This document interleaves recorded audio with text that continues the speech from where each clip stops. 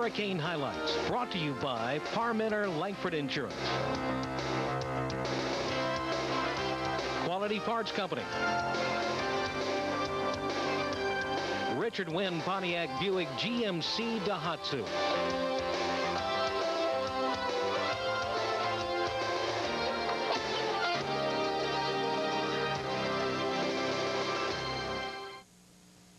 Hello and welcome to Hurricane Football Highlights with Coach Mike Earwood. The Canes came back home last Friday night and found a typically tough Lovett Lion football team waiting on them. The game was a tough struggle for about 3 quarters, and the Canes finally took over in the 4th quarter and put together a beautiful ground control drive and ended up winning 27-20. Coach, Lovett's always a very tough and very physical team, and we had to play one of our better games Friday night to win. Well, I told the players all week long that it was going to be very tough. I love it. As I said last week, a lot of folks were misled by the 0-3 record. They had played 3 very, very good AAA teams, one of them the #1 ranked team in the state, and played them down to 9-7 at the wire. Lovett has a tradition. They're going to play you hard. They're never going to quit. They don't like to lose under any circumstances. I know they felt like they had a chance to win the game with us being the first AA team that they've had an opportunity to play. So I think our players exhibited great character on the field Friday night. They didn't take them lightly. They came ready to play and certainly got it done, especially the last drive there. Well, that last drive consumed 7 minutes and 39 seconds. It was a thing of beauty, and the key play on there, I guess, was the throwback screen pass to Robert Richards that took us down to about the 7-yard line. And that's the kind of drive that builds character and it will really bode well for the rest of the year. Right. With a drive like that, you're exactly right. You can build on that. You've been in the pressure situation now in a big game. It's tied up 20-20. You couldn't ride it out any better to burn up that much clock and to eventually get the football in the end zone. And, of course, the screen pass being the last play there, I thought was an excellent call by Coach Lamb, and that was the thing that got it down there within scoring territory. So well-executed drive, and again, that's the thing I think that we can build on going into the sub-region. That's right. Well, we've got a lot of highlights to look at, and we're going to get into those in just a few minutes, but first of all, we want to thank Winston's. Coach, I know you didn't get a chance to come in the eye of the Hurricane room before the game, but they had probably one of the best spreads of food we've ever had in that area before or during the football game. I want to thank them for the special effort they put forth in getting that food over there and having it for us. And we really appreciate not only them, but all the sponsors that do that for us. Yeah, well, that out of the Hurricane room has gotten to be a big thing, and it is nice to be able to just go down out of the stadium and go down under the stands there and be in some shelter and enjoy you know, the various treats and everything down there. So we certainly do appreciate the different people, especially Winston's, for helping us out down there. And we also, again, want to thank our sponsors, as always, Richard Wynn, Pontiac Buick GMC Daihatsu, Parmenter and Langford Insurance, and Quality Parts Company, your Napa dealer here in Cartersville. And, Coach, let's get right on into those highlights right now. Again, a great football night, cool and crisp, and we had a tremendous home crowd. Well, it was good to be back home, Charlie. 3 long weeks on the road there, and that was an awfully long time to be on the road, so the players are excited to get back into Hurricane Alley, and as you see there, come through the smoke. That was probably the best smoke effect we've had. We need to thank Ray Womack and the good folks at H&R Fire and Safety, too, for their help in doing that. And here's the kickoff. Okay, I think we're off sides here on this first kickoff, or this may be the one here that was returned. I thought we set the tempo very early on defense. We're pressuring, good plays, good secondary coverage there. Lovett does throw the ball extremely well. They punt to us, and we take over, and we start out with the option, and John, again, did a great job on the option all night long. Good play there by John. And we had to punt back to them. I think both teams were kind of just feeling each other out early on in the game. They take back over, and tell you, that little number 23 for them was a fine, fine football player. He sure was. He did it all for them. There's a nice job of pass rush, and I think, looking back on the game, our pass rush was definitely the difference. We were able to pressure the quarterback and get some key sacks as the game went on. And here's the beginning of our first touchdown drive. We start out with LaShawn picking up about 20. And then John comes back and has a great run on this option play. John shows a little speed here. He's looking to pitch downfield, which he's taught to do, and hits the sidelines and does a fine job of executing the option there. And that play covered a total of 60 yards. So we, in 2 plays, eat up 80 yards from our 20 to score. And Red again adds the extra point, and it's 7-0 at this point.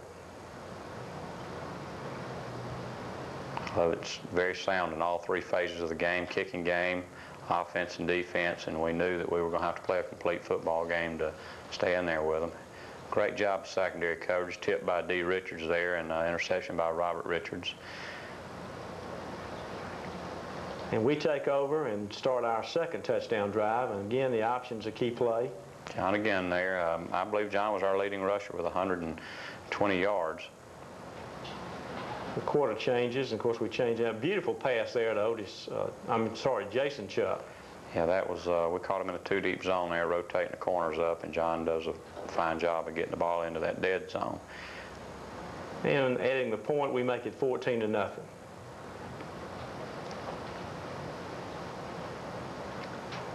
I tell you, they had 2 fine returners, 33 and 23. You didn't want either one of them having the ball, did you? Lovett has always done a very good job of that. And this is 23 again, very nifty runner, good feet, and we miss an open field tackle there, and Robert Richards makes a touchdown saving tackle. Good defense there as we come up on their option play and stop it. I think that was a 4th down play, and we took back over, but couldn't move, and we had to punt. And I almost get this fumble here, but our guy just kind of slid over the ball and rolled out, and their player came right behind him and got it. 23 again there. We lose containment out there on the corner. Lee Belknap out making a big tackle there.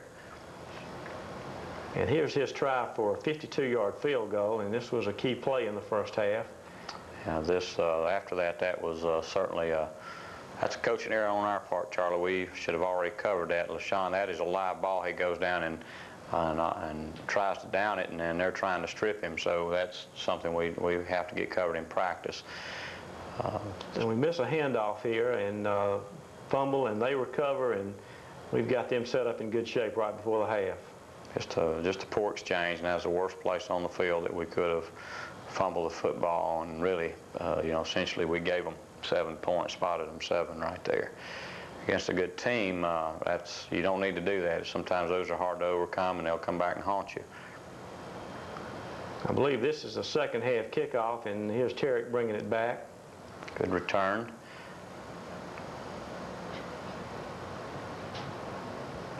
LaShawn ran hard. They tried to take him away from us for most of the night, but he still did a great job carrying the ball. Lovett plays very good inside run, and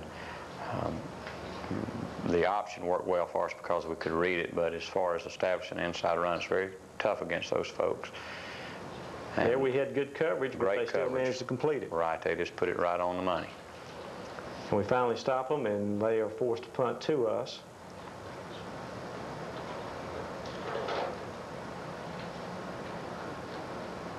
Another nice job by Woodard there on the option.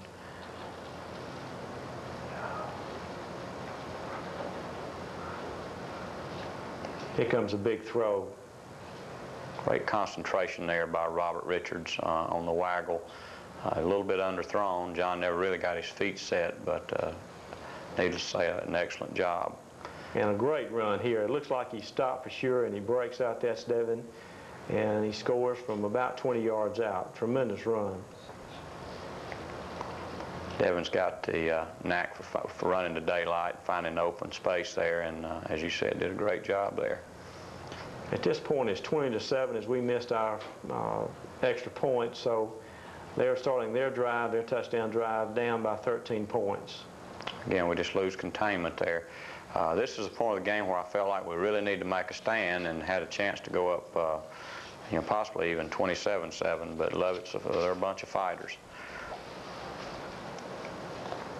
Again, perfectly thrown ball. The coverage is about as good as you could want. He just puts it right where he needs to complete it. And they're wide right there, so we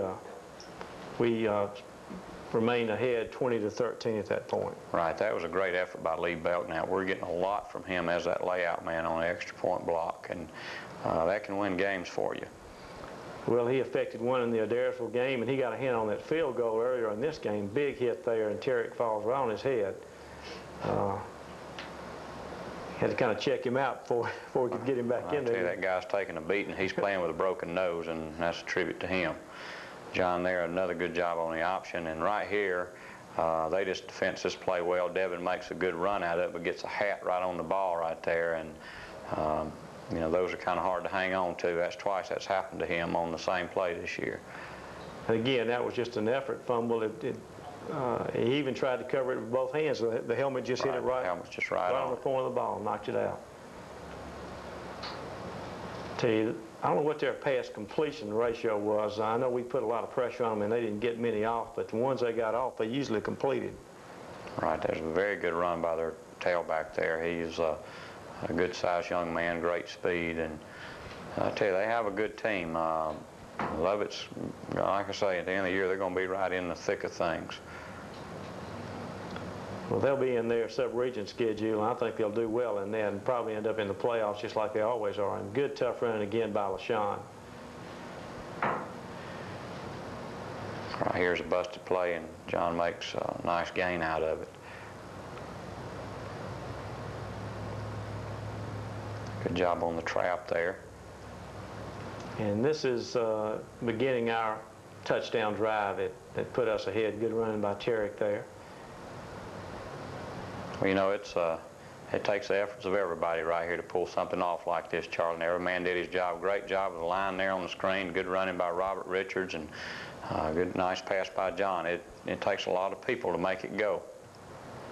And you don't put together a drive lasting that long unless everybody's doing their job, because something that takes that long, your chances of having a mistake are greatly improved, and we didn't have a single one on that drive. So that was the big touchdown there. We just need to hold them right here and not let them in the end zone, and our defense rose to the occasion. We got particularly a great effort out of Kevin Henderson right there with the pressure. He doesn't get the sack, and later on I think he comes back and gets the sack. Yeah, they scare you to death because we thought we had them stopped there, and here they come, and they complete one and get a first down. They're back in business at our 48. Like I say, they're going to fight you. They're going to make it happen. There's the sack out of Kevin there. Very rich tradition there at that school. And here's the big one. This is the fourth down play. Kevin comes right in, makes the stop, so we take over on downs, and we're just killing the clock here. That was a very big win for us, and I think it boosted our confidence a great deal, and that should be the thing we need to really push us into this sub-region with a great deal of confidence. It was a great win, and Coach, we've got a special treat tonight. We're going to take everybody into Hurricane Alley.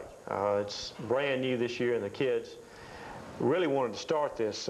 It's an old tradition. That's where the team used to dress and come out, and we see concentration and Hurricane Alley written on the wall, and this is where you go in before the game and give them the final talk, and that's where they come out from now. They come out that tunnel.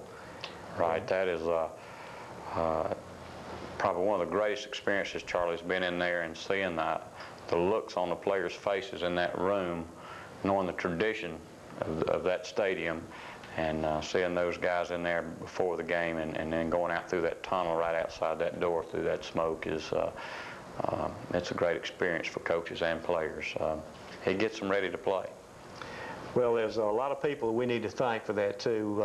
Julius Shaw and Shaw Industries for donating the purple carpet we saw in there, and Charles Floyd and the Booster Club got a tremendous amount of people together to paint that thing, and the kids did a lot of the work in there too themselves. And Bob Fenimore built those benches in there, and I think Ron Green had a big part in that, and the list can go on and on and on, and that's been a tremendous help to our program, and it's something I think that the kids now really hold dear to them is going in there in Hurricane Alley and coming out through that tunnel before the game.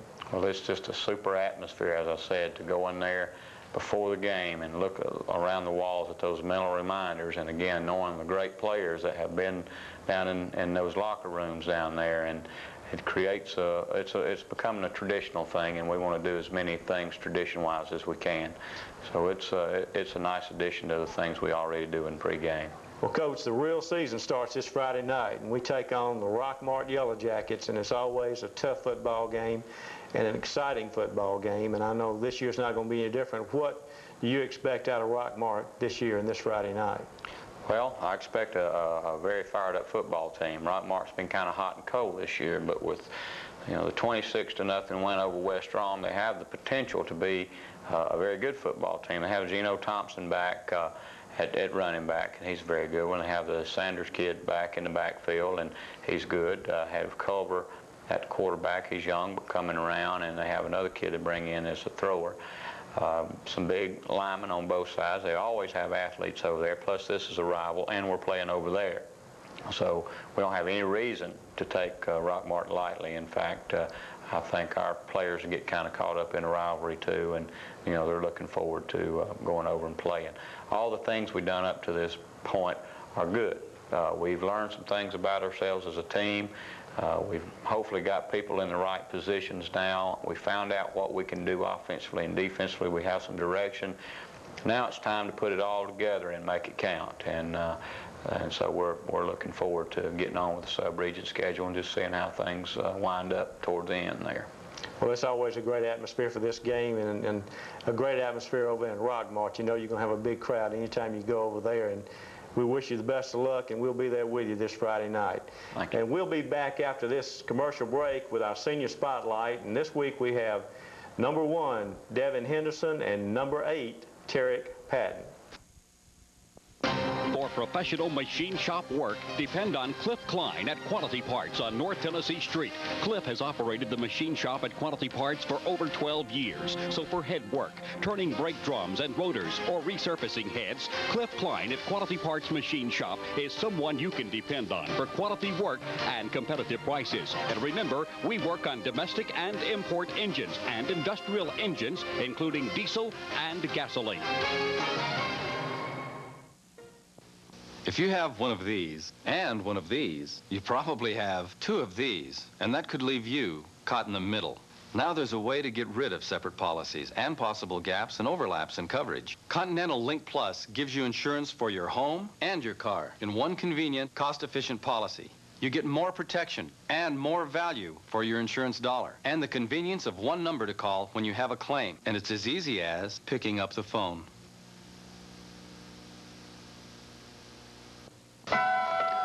When it comes to luxury, nobody offers you more. New styling, new technology, completely redesigned and engineered. The ultimate luxury cars are at your traditional home of value and service. Wynn Pontiac Buick GMC.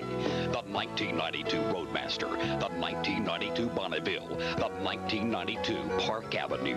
The new symbols for quality in America, and ready for your test drive at Wynn Pontiac Buick GMC. Welcome back to Hurricane Football Highlights. This is the segment of the show we call Senior Spotlight, and tonight we have 2 more of the fine seniors on this year's team. We've got number 8, running back and kick returner Tarek Patton, and number 1, wing back and left cornerback on defense, Devin Henderson. Both of these guys have been a tremendous part of this team this year, and we want to talk to them tonight. Tarek, I know last week you were playing in a good bit of pain. You broke your nose against Adairsville, and you played, and I think it took a lot of courage to do that. Tell us how it happened at Adairsville, and tell us what you went through last week at practice. Me and Shane McPherson was going down on the block at linebacker, and he elbowed me through the face mask and cracked my nose. So your own guy did it to you, is that what happened? Yes, sir. That's rough. You expect that out of the other team, but you don't expect that from your own folks. And I know last week you were practicing with what appeared to be a hockey mask. Hockey mask. Looked like something out of Friday the 13th movie out there. Yeah, the players were calling me Jason. Jason. Did you wear anything in the game, any kind of protective gear in the game? I didn't notice that particular mask. Did you have anything else on? I wore a full cage this week and a shield to protect my nose. Okay, full cage meaning the face mask and the shield is the plastic thing that goes on the inside of that. Well, it didn't affect your play at all. I know you ran just as hard as you always do, and I think people really appreciate kids that get out there and play hurt like that. You also returned kicks for us, and I know that's an exciting thing, and you've just been inches away from breaking a couple of them. How do you feel about returning kicks, and what do you look for when you're bringing that thing back? I like to return kicks, and when I do return them, I look for the seam. I hadn't found one yet, but when I do, I'm gonna bust. To be long gone. Yes. Well, I know you've got some of the quickest feet that I've ever seen in high school football, and in great speed. You've already had at least one 50-yard run, and several others this year that have been 20 and 25 yards. Tell us a little bit about what you're looking for. I know we run the buck sweep with you a lot. What are you looking for when you come out there on that corner and plant and turn up field? When I come out on the corner, I'm looking for a seam, which I hadn't had one yet, but I'm looking for it. It's gonna come. Well, I know when it does, you'll get six for us, because you've got tremendous ability. And Devin, you had a great run Friday night. I know we just looked at it on the highlights, and it looked like, for all intents and purposes, you were down when you disappeared into a bunch of Lovett players, and all of a sudden you came out the other side and scored 6. Tell us what that play was and what you saw when you cut through there. Okay, the play was a red strong 13 read arc option, and you know, I really wasn't expecting John to pitch it at first, but the pitch just came, and I saw Lovett defenders. They were pursuing to the corners quick, because they were guarding the corners pretty good. So I just looked back and saw I could see him cross field. You cut right through it and scored. It was a thing of beauty from there. You had another good run too. It resulted in a fumble, but it was an effort fumble. I know you were trying to pick up an extra yard, and you'd covered the ball, but the guy's hat just hit it and knocked it out. And that's something that you can't do much about when that happens. No. You also play cornerback on defense, and you've done a great job on pass coverage this year. What are your responsibilities at left corner when you're on defense? Well, we basically have two major coverages in cover 2. The corner is a funnel guy, so he funnels the guy, make sure he doesn't get flat in a hurry, for the half field player. And cover 3, I just cover my deep third of the field, wherever the ball is at. And I know you got a pretty good workout the other night. Lovett started throwing the ball, and when they did, they filled the air with footballs there late in the game. Got a big one coming up this week, and I know you took part in last year's Rockmart game, and it's always a tough rivalry. What do you look for from Rockmart as far as what you think they'll do against us this year? Well, they're going to play us tough, because it's just that Rockmart chemistry, and together, when we get together, it's just always a good game, no matter what the record is. And the crowd seems to hyping the Rockmart players up. It's always a fun place to play in either place, because the crowd turns out. I know we take a big crowd over there, and they bring a big crowd over here, so it's always a packed stadium no matter where we are, and they're over there, got their rocks and the milk jugs, and it's a great atmosphere to play in. I know y'all will enjoy it.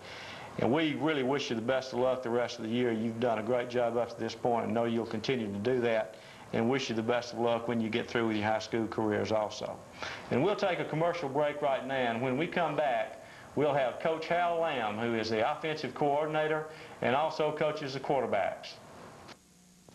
The rebirth of a classic, the 1992 Buick Roadmaster, with room for 6 adults, driver's side airbag for safety, and a V8 with electronic fuel injection. The 1992 Bonneville with 4-wheeled independent sports suspension, airbag, and an economical V6 engine. The 1992 Park Avenue with V6 engine, and for the first time, electronically controlled 4-speed automatic transmission with overdrive. And what do they all have in common? They're available to test drive now at Wynn Pontiac Buick GMC. If you have one of these and one of these, you probably have 2 of these, and that could leave you caught in the middle. Now there's a way to get rid of separate policies and possible gaps and overlaps in coverage. Continental Link Plus gives you insurance for your home and your car in one convenient, cost-efficient policy. You get more protection and more value for your insurance dollar, and the convenience of one number to call when you have a claim. And it's as easy as picking up the phone.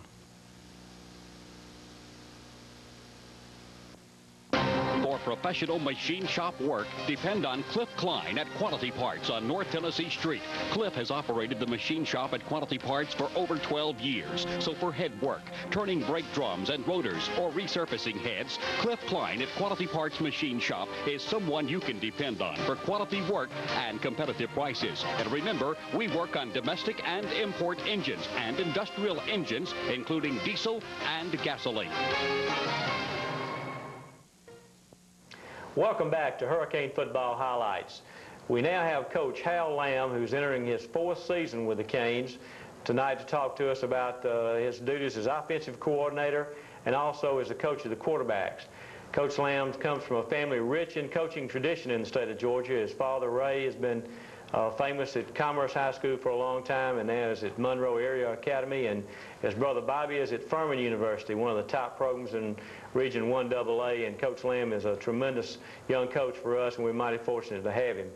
Coach, this year you're taking over the offensive coordinator's role in our coaching staff, and we've made a few changes. Tell us a little bit about what your role is as offensive coordinator, and tell us a little bit about the changes we've made in our offensive scheme this year. Well, basically, my job is coordinate offense, and Coach Earwood, I'm thankful for Coach Earwood for giving me the offense, and you know, he gave me the offense to call the plays on Friday night. I call all the plays with, you know, a little help from him. He gives me some keys, like what are they running on defense. But basically, we're in a new look because of the personnel that we have back there in the backfield, because of the quarterback situation with John Woodard. He is very option-oriented, and we want to get in option-oriented football, and that's what we've done. Mm-hmm. Well, I know it's made a big difference in the way we are running the offense this year. We're going to the option a whole lot more. In fact, some series it seems like we're running nothing but the read option, and I know it's opened up some things for Darby, and it's also opened up some things for John as well as the halfbacks too. Well, we're trying to keep the defense off balance. We got in some, you know, some different formations that we can get in and basically run the same plays, but we're just basically trying to keep the defense off balance. Well, that was a great call you made the other night on that throwback screen on that last drive. It set up the touchdown and got us all the way down the 7-yard line. Did you see anything in particular that made you make that call at that time? Well, I knew we didn't want to try anything too risky, and the screen pass is, you know, pretty safe, and they were playing man-to-man on a tight end, and if I knew if the man-to-man guy would have, you know, ran off a little bit, if the tight end would have sold the block a little bit, it would have worked, and it did. It sure did. Well, you also coach the quarterbacks as your position coach, and you've had some fine ones down through the years that you've worked with. Last year, Carter Smith, and this year, John Woodard and Lee Belknap. And tell us a little bit about the kids that you've got playing quarterback, and we're mighty fortunate because we've got both of those first two back next year. Well, our starter is John Woodard, and he's a junior. He's the last 2 games he's really come on. He struggled the first 2 or 3 games. He struggled against East Rome, but against Cartersville, he really turned it up a notch, and he's really reading the option a lot better. You know, I was getting frustrated about the 2nd or 3rd week, but he's coming on and doing a good job. He grew up Friday night against Lovett. And Lee Belknap, I mean, he's a great backup in case John goes down. I mean, you're looking at 2. Lee could start for a lot of high schools around here, and he's adequate backup. And our 3rd quarterback, who does all the kicking, is Rhett Rutland, and you know, I'm not afraid to stick him in there if Lee or John go down, because he works hard at quarterback as well as at kicking. Yeah, Rhett's improved a tremendous amount. And Lee came to us from an option-oriented offense down at Mary Person, so it was kind of a perfect fit for him to come in at the same time we were making those changes. Well, Coach Lamb, we sure appreciate you being with us. You've done a tremendous job, and we are really looking forward to things to come the rest of this year and following you all through your coaching career. Thanks, Charlie. I appreciate you having me over. And we want all you fans to be with us this Friday night when we travel to Rockmart. We need a big bunch of people over there to help cheer these Canes on. It's a big sub-region game, one that's going to be mighty important to us for the rest of the year. And that's all the time we have, and we thank you for yours. Good night.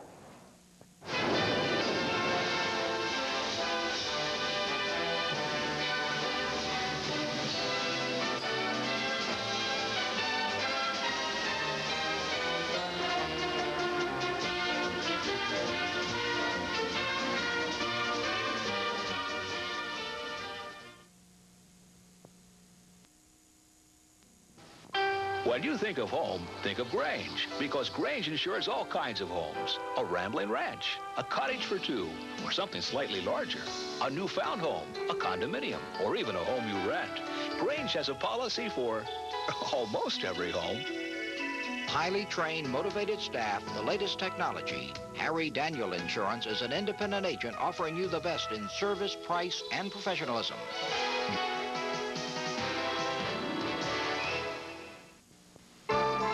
Regardless of how little value your present glasses are to you, bring them to iWorks and get $50 for them when you trade them in for new glasses. Not only will you receive a discount on your new glasses, your old ones will be donated to the Lions Club to help the needy.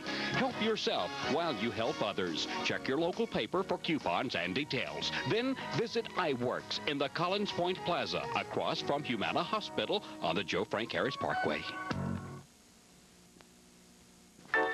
For 35 years, City Motors has led the parade when it comes to great deals on great cars and trucks. Ford convertibles have long been favorites. They still are.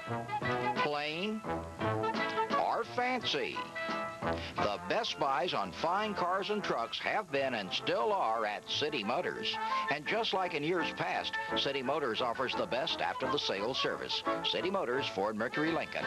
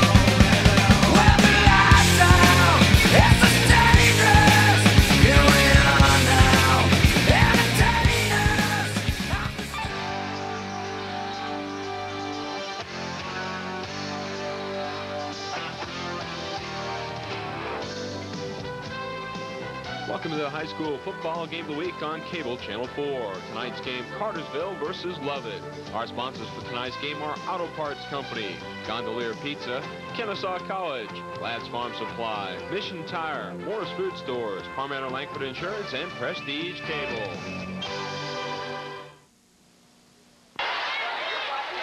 Welcome, everyone, to the Channel 4 High School Football Game of the Week. Tonight, we've got a fine one for you. The Cartersville High Purple Hurricanes hosting Lovett High School. Cartersville comes in at 3-1, while Lovett is 0-3 on the year. But Coach Mike Yearwood is a little bit scared of Lovett.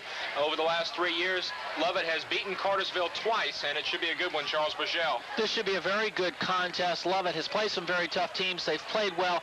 Lost a lot of starters from last year's playoff squad. They were 10-2. So it should be a very good contest and a very important one for Cartersville because the sub-region, the real season, starts next week against Rockmart, so they want to be able to fine-tune and get all the kinks worked out. Cartersville coming off a big win last week against Adairsville, their cross-county rival, and Coach Yearwood said earlier in the week that it was important for his team to come out and play good back-to-back ball games. They got a good complete game last week against Adairsville. They're looking for the same here again against Lovett tonight. And as Cartersville makes their way on the field, we'll go away to a break, and we'll come back with the kickoff of this one on high school football on Cable Channel 4.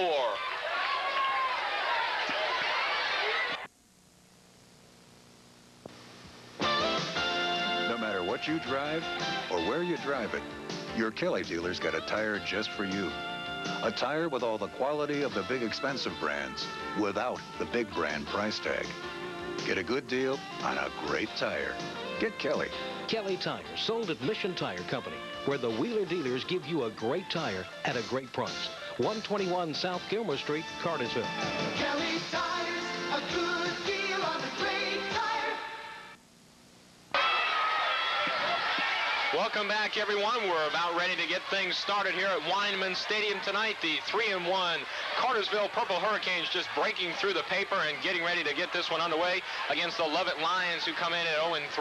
But you heard that that record is deceiving during the comments by Coach Irwin earlier in the week, as he said Lovett has played 3 AAA schools coming in here, and if they've been playing schools of their own size, they'd probably be 2-1, maybe even 3-0 coming in here. So Cartersville definitely not looking past Lovett by any means, despite their 0-3 record. Cartersville coming off that big win against Adairsville last week, 27-14, in a big rivalry matchup last week. It was a fun one for us to cover. And I know it was a fun one for all the kids to play, and it was really a hard-hitting game, and both coaches came out of that one pleased with the effort put on the field. Lovett has won the toss here tonight, and they will be receiving. They'll be going from our right to our left. Cartersville will kick it off. John Woodard is out to do the kicking duties tonight, and for the offense on Lovett, Brooks Fisher will be the quarterback. He's a junior wearing number 9. Greg Fiegel, and George Lombard are the 2 backs. The wingback and the split end, respectively, are Brooks Beard and Tom Bradbury on the line. They'll have David Epperson, Michael Benner, Adam Nelson, John Stevenson, Kyle Urban. The tight end is Doug Kennedy. Cartersville defense will pick up for you on the first play. John Woodard setting the ball down on the tee, and he's just about to get this one kicked off. A beautiful night for football. A little bit nippy, probably about 60 degrees, maybe 55. Saw a few light jackets down in the stands, but it's going to be a great night for football. Players shouldn't get too tired. And John Woodard is ready to kick it off, and the fans are up and cheering. The ball is kicked off, but we've got a couple of whistles. Looks like they're going to bring this one back. Either somebody was offsides or somebody wasn't quite ready. We'll have to wait and see exactly what they're going to call there, but blew that one dead just as soon as the ball was kicked. We've got a flag down on the far side of the field. Seth Hopkins and Charles Bushell here with you tonight on both WBHF and Cable Channel 4. Glad to have you along for Cartersville Purple Hurricane football. And that was an illegal procedure on Cartersville, which means now Woodard has to kick it at the 35. They have not had long kickoffs all year long, so that could mean very good field position for the Lovett Lions. Going back deep for Lovett is number 23, Stuart Garner, and number 33, that is George Lombard. They will be the 2 deep safeties, as Woodard will back up, and he'll try from the pro distance now from the 35 and hopefully get it down a little bit deeper than, as you mentioned, Charles Cartersville's been getting it on their kickoffs, and we're ready to get underway once again. Woodard comes up and will hit the ball at the 35, end over end kick. It's going to come down at about the 20, where it's caught by Lombard. He's across the 25 to 30. He's got some blocking, but it's brought down at the 35-yard line by Cartersville tackle number 53, Raymond George, and number 56, Michael Wilson out there, along with Mike Robertson, one of the wide receivers out there on the kickoff team for Cartersville, and that will give the Lions first down and 10 from the 35. They're wearing the white shirts and the blue pants. Cartersville, of course, in the purple and gold. And this will be the first play from scrimmage, first and 10 from the 35. And this is what Cartersville loves, to have their defense out first. Double wing set to give the ball up the middle, and nothing there. Cartersville stops him, maybe a gain of a yard that time for Lombard, who took the carry up the middle. Cartersville defense all season long has been tough up the middle. They have been burned a little bit on some long pass plays and have given up a little bit of yardage on the option when it has been run well against them. But the majority of the time, there has been nothing up the middle against a tough Cartersville defense. We told you we'd pick up the starters for you. They've got Kevin Henderson, Adrian Harris, Chris Branton, and John Mullen across the front with Robert Richards, Tim Green, John Woodard, Lee Belknap, and Devin Henderson in the backfield. Linebackers we'll get for you in a second. George again over the right side, picks up about 4 yards on the carry. George Lombard over that right side, picks up 4. Raymond George, of course, on the hit. He's one of those 2 linebackers, along with Ricky Heath, anchoring the middle of that Cartersville defense. And Raymond George has been a big standout for Cartersville on defense all season long. Coming in, they said that he would be the leader, and he has lived up to that all season long. 3rd and 5, we'll see what Lovett does. Cartersville really has faced teams, for the most part, that have pretty well run, and they've done well on the pass defense this year. Dropping straight back is Fisher. He's got a man open over the middle. Lee Belknap, though, comes in to break up the play. The ball was a little bit behind the receiver. Ball was intended for Doug Kennedy coming across the middle on a crossing pattern. Belknap got there maybe just a little bit early, but he got away with one there if it was, in fact, there a bit early. Well, we won't say that. That's right. We won't say that. Ball was a little bit behind the receiver anyway. Belknap making a good drive to the ball. Single setback safety for Cartersville will be LaShawn Darby. Cartersville's got 10 men up on the line of scrimmage. They've shown this often and dropped out of it most of the times, and they do. They will drop 2 back. Punter for Lovett almost has it blocked, but he gets away a wobbly kick that's going to go out of bounds over around the 40-yard line. So Cartersville will take over with good field position. That's Derek Richards in on the pressure, and he came very close to blocking that kick and forced the punter for Lovett to rush at that time. That puts Cartersville in very good field position, and when they start a game in very good field position, they score. It's been that way so far in 1991. That punt was only about a 20-yard punt, so Cartersville will take over 1st and 10 on their own 42-yard line. And they're going to come out showing 2 wide receivers to the near side of the field. They've got Devin Henderson and Mike Robertson out there. Lone setback is Darby. Patton goes in motion. They give to Patton on the counter play. Patton will pick up about 7 yards. Close to the 5 yards on the spot. He'll be out to the 47-yard line. Turk Patton playing this ball game with a broken nose. Talked with the coaches earlier in the week, and evidently somehow he got tangled up with one of his own players, a lineman or something, who ended up with an elbow inside his face mask and busted his nose. But they say he's okay. Yeah, he's wearing a hockey mask, I understand, which may be a little uncomfortable for him, but he was well on that play. All right, so they give him about 6 on the carry. It'll be 2nd down and 4. Patton again in motion. Woodard fakes up the middle, and he's going to keep on the option. He's got 10 yards down to the 44-yard line of the Lions. And good run that time by Woodard. He faked up the middle, took it on the option, and had plenty of room on the left side. He'll pick up a 1st down, and Cartersville driving early, moving the chains on their first possession so far. 9-yard gain there for Woodard as he managed to get the fake and then run on the right side. Cartersville really goes on all cylinders when Woodard is in control and off to a good start. Got a good crowd on hand here tonight. Not many fans making the drive up from Lovett to follow their 0-3 team, but an excellent crowd on the near side of the field. Ball is on the ground, and I believe Cartersville recovered it as Woodard just looked like he dropped that ball, just fell out of his hands when he came back. He never had good control of it, and they're going to lose about 2 yards on the play. If there has been a bugaboo of Cartersville all year long, it's been like this. They sit there and they move offensively, and either a fumble or a penalty stalls their drives. Other than that, they would be 4-0 right now. And they would have won all of their games handily as they moved the ball well against East Rome, the team that they lost to. But as you say, turnovers killed them in that ball game. They turned the ball over 3 times when they had big drives going. Chupp is the wide receiver to the near side of the field, double wing back set. Woodard's going to give to Devin Henderson coming on the right side, and he's going to lose 5 yards as they saw that play coming. A little bit slow developing that time. They faked it up the middle. Woodard started the other way. Devin Henderson coming from the wingback spot, trying to run a reverse counter, and he lost a good 4 yards. It'll be 2nd down and 16 now, or 3rd down and 16 rather, as they lost it down on the fumble. So we'll see if they'll put it in the air on 3rd and 16. Danny Lee, their defensive tackle for Lovett, was there on the stop as he shed all the blockers and was not fooled at all by that play. Cartersville threw the ball well against Adairsville. They completed 7 passes. That was more than they had completed up to that point in the season, all their other 3 games combined. Woodard's going to roll out to the right. He's got a little backside pressure throwing in front of him. He hits Mike Robertson, who then drops the ball, but it wouldn't have been near enough for the 1st down anyway. So Pavlo will come on to punt for Cartersville.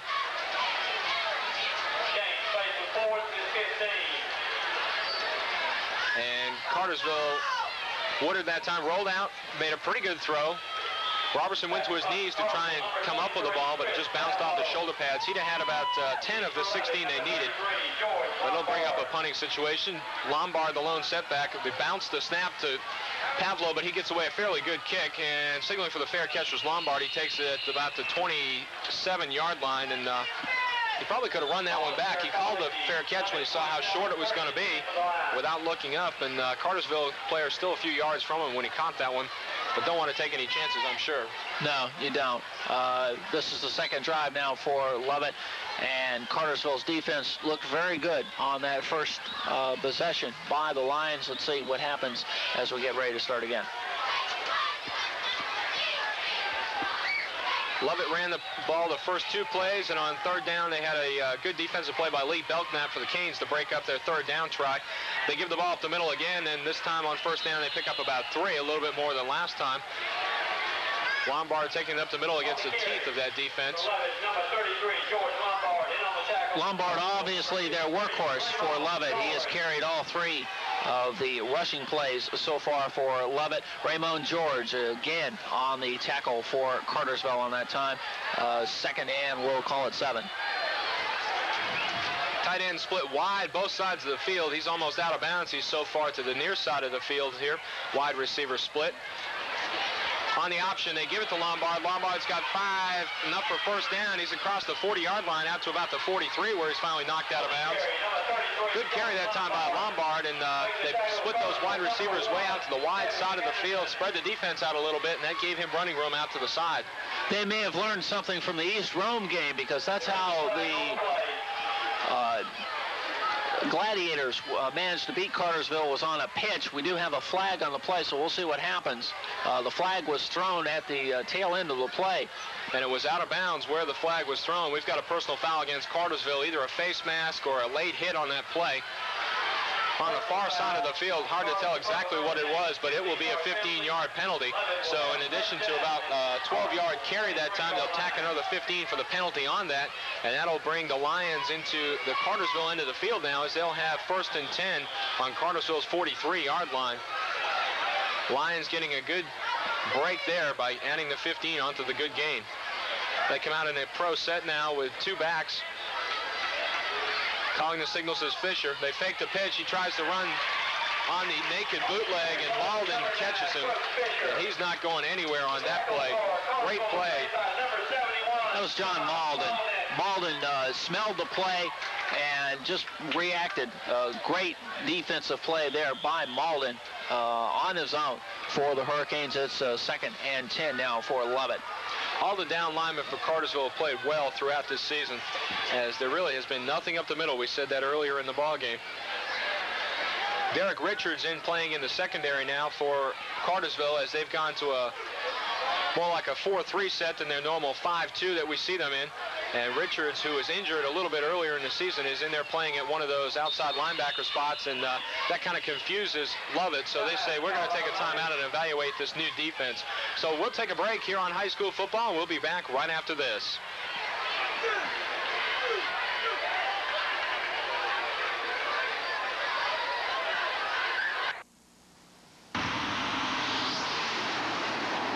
I'd like to make a point about total brake service with Wagner brake products. Because this car received total brake service using Wagner brake products, I knew it would stop in time. Now my assistant will stand in front of a car that has just received a bargain brake job.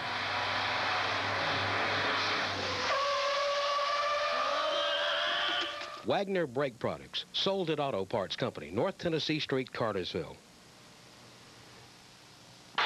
Cartersville defense gave up a 12-yard run to Lombard just before we had that timeout called, and then there was some type of an infraction on the far side of the field after the player was out of bounds, and that added another 15 onto it. That'll make it 1st down and 10 for Lovett on the 43-yard line. The scoreboard showing 2nd down and 10. But that was because of that great defensive play by John Malden on the naked bootleg. So we're 2nd 10 as the quarterback called timeout, and we're back in action. All right, so after the timeout, 2nd down and 10. Fisher drops straight back under pressure, and he's going to be sacked. Great pressure that time by the Cartersville defense. Raymond George was the one who made the initial hit. Malden came up to help out and put the actual hit on him and put him down, but Raymond George was the one who stormed in from his linebacker position. Kevin Henderson also helping out there, swarming to the quarterback after Raymond George forced him out of the pocket, and that'll make it 3rd down and 13 for the Lions. Cartersville defense playing very well thus far. Lions got the 1 gain for 12 yards. Other than that, they haven't gotten more than 2 yards on any play yet. And really their biggest play has been that roughing penalty, which was tacked on that run by Lombard. All right, so 3rd down and 13 now for the Lions. Fisher rolling right side. He's going to keep it, just tucks it under, and he picks up about 4 yards on the play, nowhere near the 1st down. He barely got back to the original line of scrimmage on that series of downs. That was a playground play right there is the ball was snapped to a split end, Stuart Garner. And Garner got back to the original line of scrimmage and maybe half a yard more, but at least fourth down, and gives Cartersville once again the football. Looked like one of those old single wing plays where you don't know who they're going to snap the ball to there. That'll bring out the punt team for the Lions. They'll punt from the 43-yard line. Lone setback, LaShawn Darby for Cartersville. This is a good punt, way high end over end kick. Darby fakes the fair catch, and he lets it go on through the end zone. So a 43-yard punt right there for the Lions, and a good punt. Darby did not have any chance to return that. It was a very high punt. Good hang time on that one, and he said, I'll just go ahead and let it run in the end zone. We'll take it on the 20 and start there, folks. So John Woodard will bring his offense out. They'll have 1st and 10 at the 20-yard line. We've got 4:34 left to go first quarter. No score thus far. Cartersville on their first possession was able to get 1 first down, but then sort of ran out of gas. Lovett has gotten 1 first down as well. Woodard now gives the ball to Patton. Patton coming in motion. He's going to plow ahead with the pile and pick up about 5 yards. Just got in there behind the right side of his offensive line and let them surge forward and picked up about 4 yards on the play. Chris Branton leading the guards out there.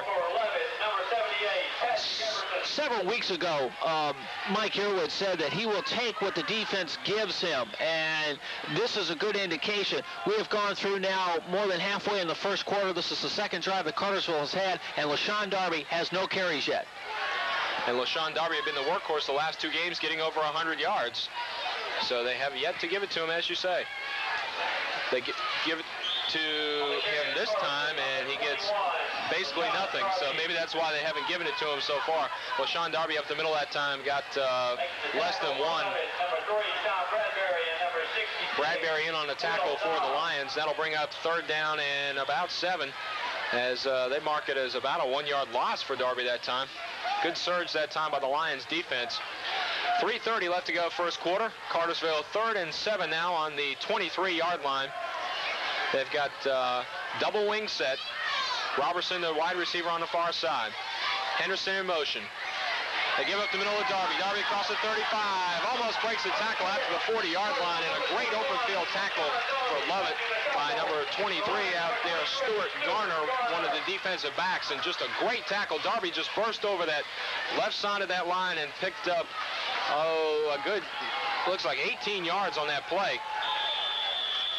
We've seen Darby do that a number of times throughout this year on 3rd down and long, and just bust it through the line of scrimmage. They're up there tight and pick up 15, 16, 17 yards on a play. It gives Cartersville a first down out at the 39-yard line.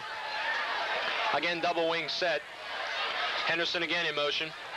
Fake to Darby. Woodard's got running room across the 45, 50, down to the opposite 40. He's got breaks the tackle. He's going to go all the way if he can outrun one man, and he does. He dives in the end zone. Touchdown for Cartersville. John Woodard gets Cartersville on the board here early on from the 39-yard line. Give them a 61-yard touchdown run. John Woodard breaking over the right side, eluded one tackler in the open field. One player had the angle of pursuit on him, caught him at about the 10, but Woodard just put on a final burst of speed and dove into the end zone, and that puts Cartersville on the board. 6-0, 2:43 left to go first quarter. This has almost been a trademark of the Hurricanes. Almost every one of their running backs, their skilled players, has had a long run like that, and now Woodard gets in the act. And Rutland puts the kick up high and through the uprights, and that gives Cartersville a 7-0 lead here. 2:43 left to go in the first quarter. We'll be back with more high school football right after this.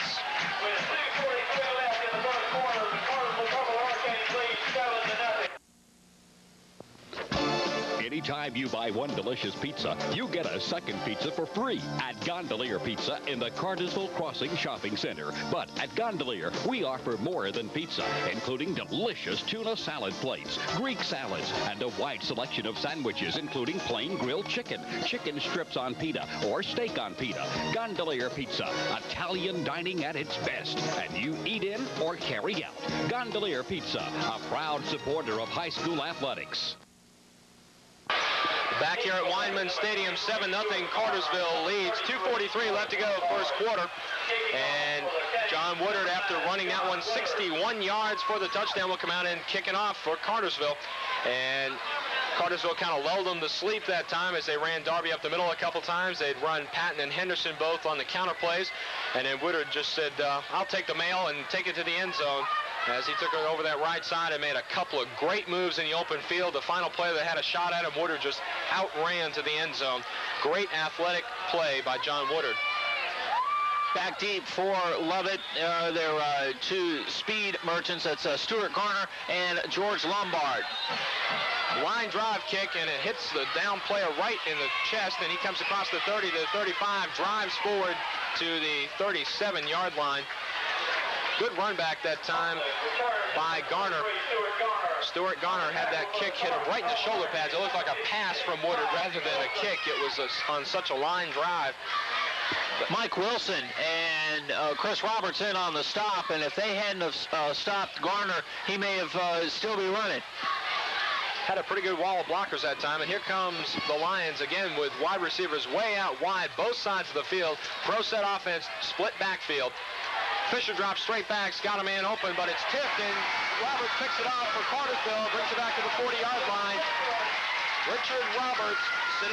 Robert Richards rather, sitting in his deep spot. That ball was tipped. It was just a tip drill, and Robert Richards picks it off, takes it back about 10 yards for Cartersville, and right after they get the big score, they come back and get the big turnover. Coach Earwood said this would be a game of big plays, and there's one for you right there. Big Mo definitely right now on the side of the Hurricanes, and Mike Earwood, I'm sure, is going to want to go for the jugular. Robert Richards dropped back in coverage, and after that ball was tipped, it went right to him. Hit him right in the shoulder pads. He picked it up and took it back about 10 yards. So Cartersville will have it 1st and 10 at the 39-yard line of the Lions. Two wide receivers near side of the field. Lone setback is Darby. Tarek Patton in motion. They give to Darby. Darby up the middle's got 5 to about the 35-yard line. Darby is a versatile weapon for Cartersville, as he's got speed, and he also can run with power when he has to. He showed his power on that play, picking up 5 on the play. He has shown both of us all year long. And again, let's give credit to the offensive line, because the offensive line has been great all year, particularly on those runs up the middle, because Darby's got that burst of speed. He needs just a little bit of room, and we've seen him bust 50-yard runs, 38-yard runs a number of times throughout the year. Double wing set now for Cartersville. Darby again, the lone setback. Fake to Darby. Woodard again over the right side across the 30, the 35, eludes a tackler and gets down inside the 25-yard line before he's finally brought down by Greg Fiegel, one of the defensive backs for the Lions. And another first down for Cartersville. 12-yard run for Woodard. He's off to a great start. He already has 81 yards, and he is a little woozy, it looks like. As soon as Woodard hit the ground, two of the assistant coaches were running out on the field. And I'm not sure exactly what it was. He's not really rubbing or holding anything, but he's just coming out kind of holding his stomach. And Lee Belknap will come in at center, or at quarterback rather, as Woodard will take a break on the sideline and try and get his wind back. He got knocked hard by Fiegel, who finally brought him down on that play. We saw Belknap play some backup quarterback in the first game of the year when Cartersville was winging it around, and Belknap played a pretty good ball game. They give to Patton now on a counter play. He gets it down to the 20-yard line, only picks up about a yard on that play, and gets it about to the 20. Patton's going to get a 3-yard gain that time, and Belknap getting some plays. I'm sure that at least for the first couple of snaps, it'll be rather conservative. Handoff here, handoff there, until he gets some adrenaline going, and they may let him pass. 2nd down and 7, inside 30 seconds left to go in the first quarter. They will get one more playoff here in the first quarter. Belknap on the option, going to pitch it out to Henderson. Henderson eludes a couple of tackles and gets back to the line of scrimmage. He should have been hit for a loss, but he was able to get away from a couple of tacklers and dive forward to the line of scrimmage at the 20. That'll bring up 3rd and 7, but we'll also end the first quarter on that play. So we'll be back with second quarter action. Right now it's Cartersville 7 and the Lions nothing. Back after this.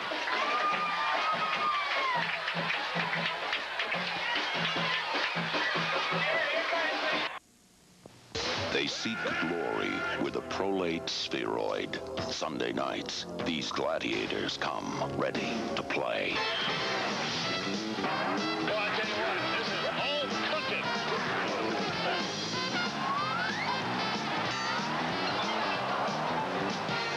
Sunday nights. Nobody plays the NFL like TNT. Regular season NFL football starts September 1st. Back at Weinman Stadium, we had a player down on that last play. It was Henderson, Devin Henderson for Cartersville, and he's coming off the field slowly. And now he starts to pick it up and bring it into a jog, as he was left in the bottom of the pile that time after he was hammered on that carry.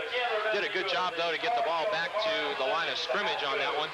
A good effort for him. And John Woodard now going back in at quarterback for Cartersville. Lee Belknap coming off after a couple of good plays to spell Woodard at quarterback. I think Woodard just had the wind knocked out of him. This is a big play for Cartersville. It's 3rd and long. They're at the 20-yard line, which means a 37-yard field goal. And at this point, Rutland has not shown that distance yet. Woodard keeps up the middle. There's a flag thrown into the pile after he's tackled after a gain of about only 1 yard on the play. And we'll have to wait and see what this one is. If it's against Lovett, Cartersville may, in fact, have a first down. If it's against Cartersville, they'll be in a punting or a field goal situation, depending on how far we have to go here. And it's going to be holding against Cartersville. I would assume Lovett would decline, which would make it 4th down and 6 from the 19-yard line. Well, it'll be interesting. Do they go ahead and risk a field goal, giving Rutland a chance to kick about a 36-yard field goal, or do they take the yards? And they will take the yards. All right, so they think Rutland could hit it from 36, and they say back them up. We'll give them another down, but make them get 17 yards instead of 7. It's one of those things you have to gamble. It's the logical choice, I guess you should say, is to take the yards. We'll just see whether that's going to work for Lovett. All right, so 3rd down and 16. Lone setback is Darby. Woodard rolling. He's got a man open in the end zone. Touchdown, Cartersville. John Woodard hit Jason Chupp on the sideline pattern, and he's in for the touchdown for Cartersville. Just a great play that time. Jason Chupp just ran away from his man, was waiting on the 5-yard line. Woodard threw a strike and hit him right in the shoulder pads, and that gamble did not pay off for Lovett. Bill Raley obviously kicking himself now, but that was a great call, great play all around, as Woodard just sort of great pass to Chupp. All right, Rutland was kind of upset he didn't get a shot to go for that field goal. He was warming up on the sidelines before that one, but he'll say, I'll take the extra point, as he kicks it up and good, but a couple of flags down. Now we've got, looks like Hankey City out there. They're saying, what are they saying? They're saying the kick was no good. Is that what they're saying? We're going to find out here. We've got an illegal participation penalty against Lovett, whether they had too many men on the field or a player lined up in the wrong position or something like that. So it'll be half a distance to the goal line. And Rutland, who missed that one, from our vantage point, it looked like it was good, but it must have hooked the outside of the pole. But he'll get another shot at it. We have not seen him miss one on one that they have gotten the ball down in position. There have been a couple that they've fumbled a snap or there's been a bad hold or something, but on one that they've correctly handled the snap and the hold, he's been good all year long, and that They'll one continue it. That one is in fact good. So Cartersville will go up 14-0 here early in the second quarter as they lead Lovett. We'll be back with more high school football action after this.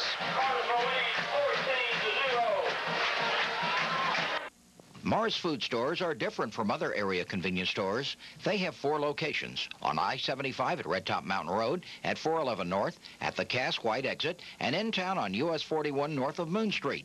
The Red Top Mountain and US 41 locations have live bait the year around.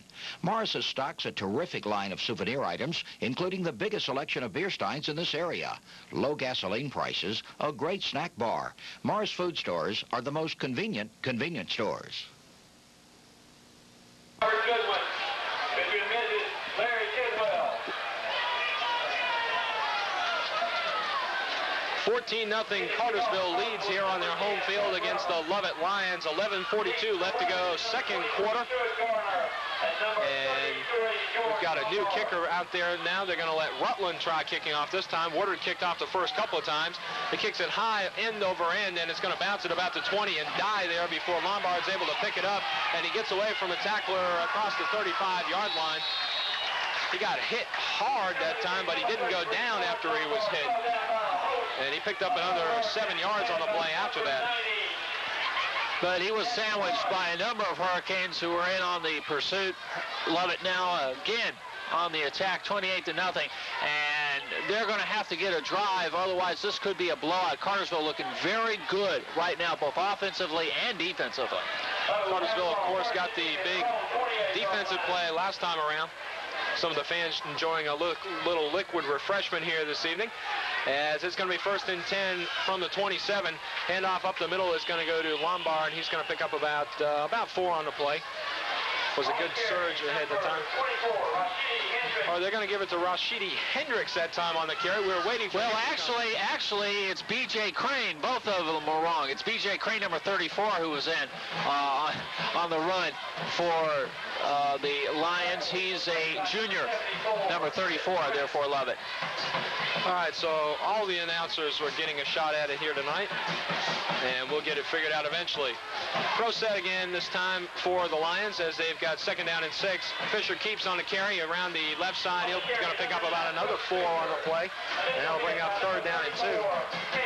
He's going to be only about a yard shy on that one as they mark his forward progress where he dove ahead. Gary, good for 11, 1st down. They are going to give him a 1st down. They must not have had that change stretched out on the far sideline because it sure didn't look like one when he went down, but they are going to give him a 1st down. And they'll give him a gain of 7 on that one. So the Lions moving the chains, moving closer to midfield as they're at the 39-yard line and got another 1st down.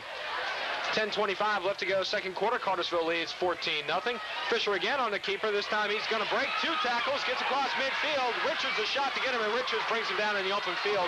Robert Richards, a good tackle in the open field to bring him down after a gain of 20 yards on the play. And that's again Stuart Garner on a... we're not really catching it, for instance, whether he is being, I think this ball is being snapped to him, and that's the 2nd time they've used that, and that time that was a great play as Garner manages to get 21 yards.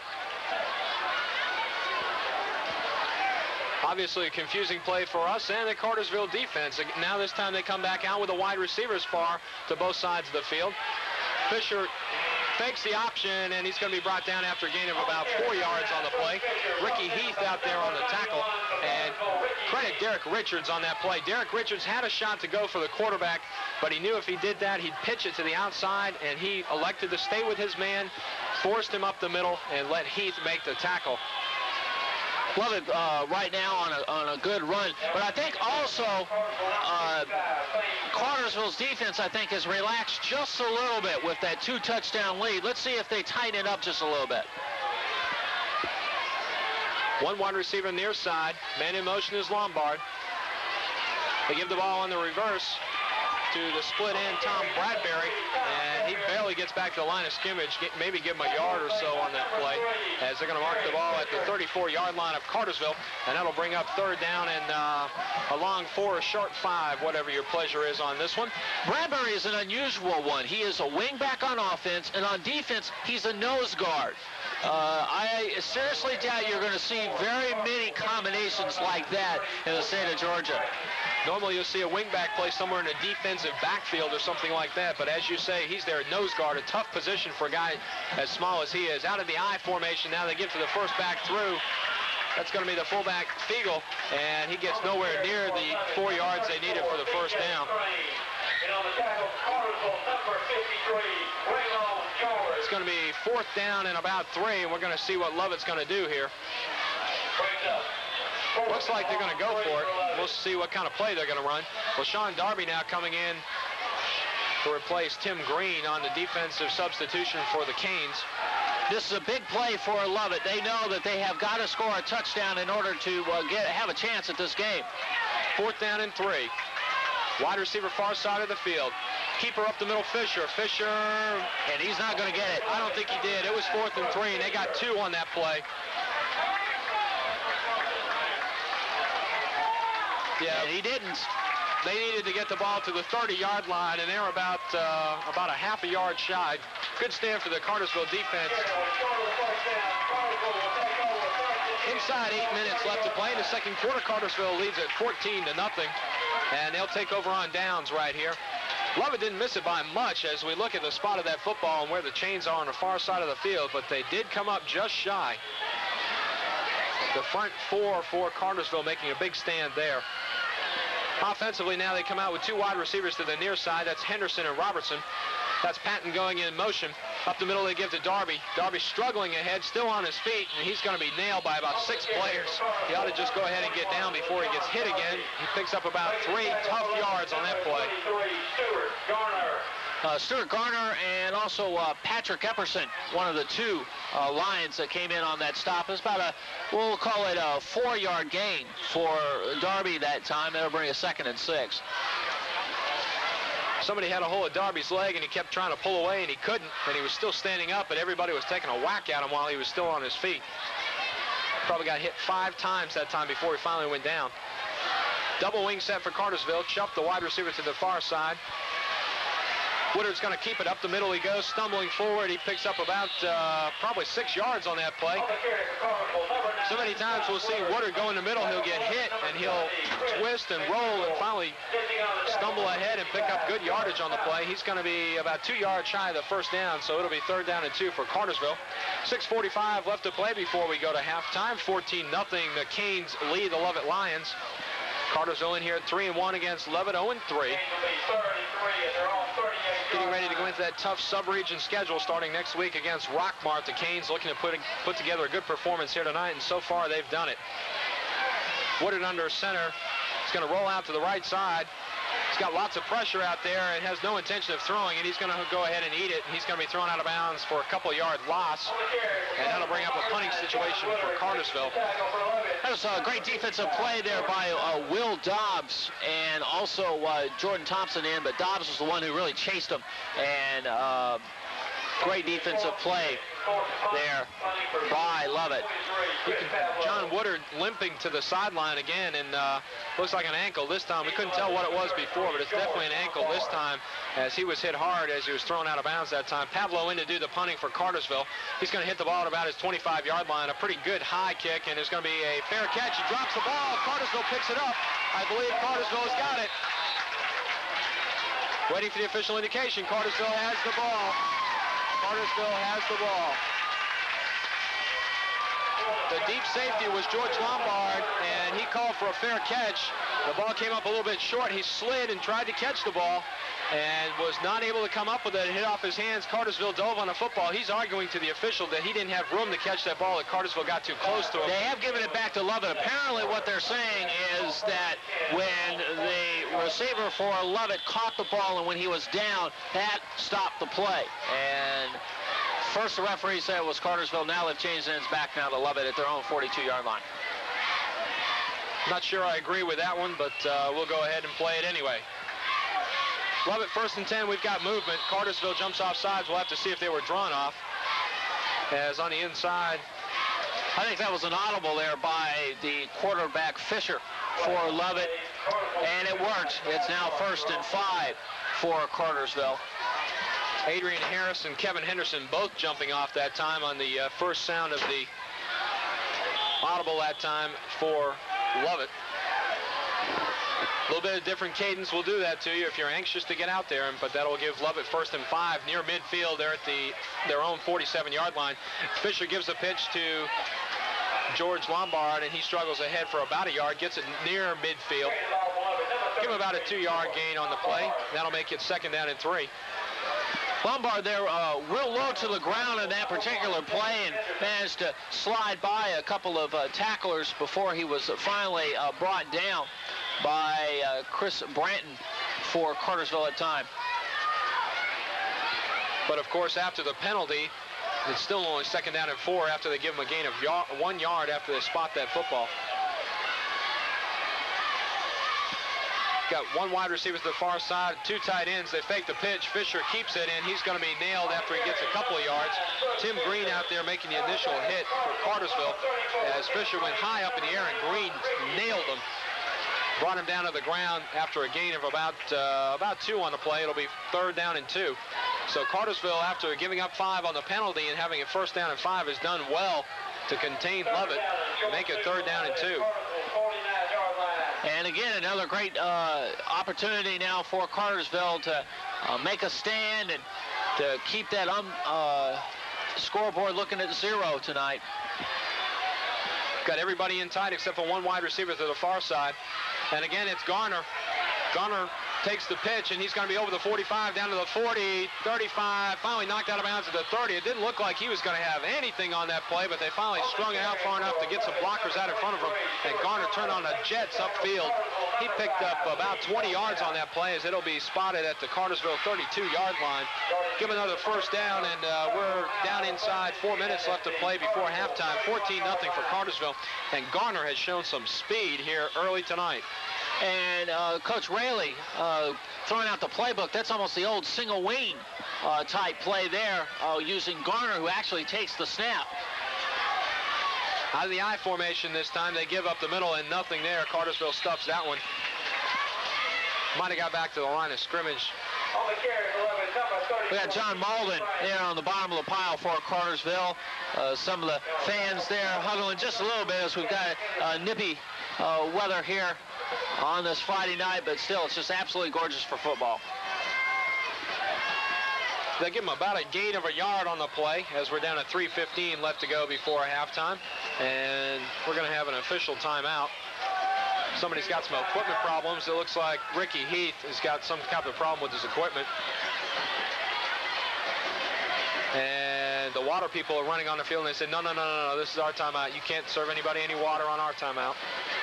So somebody's got to replace Heath, otherwise Cartersville's going to have 10 men. They're working on his equipment, trying to get him back in there, and they're going to send in a substitution. That's Daniel Morris. He's a sophomore, so he'll come in on this play. 2nd down and 9. The clock starts moving again. We're down close to 3 minutes left to go before halftime. Cartersville leads this one 14-0. 2nd down and 9. Again, Garner is the quarterback, and Garner dives forward for about 2 yards.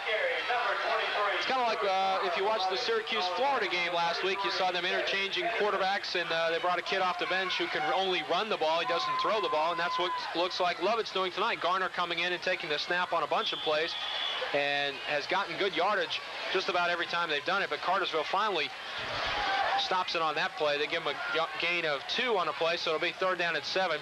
Fisher back in now at the quarterback this time. They got wide receivers both sides of the field. Fiegel, the lone setback at the fullback position. Rolling to his left, looking downfield, pressure. He's going to tuck it under and run. Ricky Heath pursuing, and it's going to be a complete pass, and the fans are saying, no, his foot was out of bounds, but they're going to mark it a complete pass to Doug Kennedy. But we also got a flag. Actually, we got 2 flags on the play. That was one that, if you had instant replay, it would show that his foot was right on the line. And right now, we're picking up 1 flag, it looks like. Now, in high school, you've only got to have 1 foot in bounds. But when he caught the ball, his other foot was either on the line or out of bounds. So that means he is also out of bounds. But nullify the whole thing, call it all back, do it over again. It's going to be a holding penalty on Lovett. So the fans are going to say, well, that's only justice. He was out of bounds anyway, so back him up. Actually, there were 2 flags. There was the holding penalty. There was also an illegal forward pass, which meant that Fisher went over the line. So the officials right on top of that one, as they've got 2 flags down, and Cartersville captain's now trying to figure out exactly what they want to do here, which one they want to take. I believe the illegal forward pass would be a loss of down in addition to a 5-yard penalty, and that would be the one I would take, but we'll see what Cartersville will do. If, in fact, that were the case, it would make it 4th down, wouldn't it? That's correct. And they're still talking it over. Going over the options there is Adrian Harris trying to find out exactly what Coach Earwood wants to do. They decline the illegal forward pass. They take the holding. So they're going to take the more yards, saying that we can stop them again anyway. So they'll take the 10 yards on the holding penalty. It'll make it 3rd down and 17 instead of 3rd down and 7 with 2:20 left to go. So it was one of those gamble plays again. I think they've said, we're not going to give them a free shot at the field goal. Let's back them up, stop them again, and we'll get better field position out of it. 2:20 left to go before we get to our halftime festivities tonight. The Cartersville Purple Hurricanes leading at 14-0. And Lovett's going to line it up with 2 wingbacks to the near side of the field, 1 setback. Fisher under center, drops straight back. He's got a little more time to throw this time. He's got pressure now, though, and he's going to be brought down after he picked up about 4 or 5 yards. Ricky Heath back in there, and he made the tackle for Cartersville. Fisher picked up about 4 on the play, so that'll make it 4th down and 13. Inside, 2 minutes left to play. And Lovett, I think, will have to punt. They really don't have any other choice. Enough time left in the ball game, or before half, for Cartersville to do something with it. I'm surprised Cartersville's not calling a timeout here, as they've got... excuse me, but it looks like they've got their field goal kicker out there. We're talking about a 52-yard field goal. That's Garner. This will be interesting. If he hits this, it will be impressive.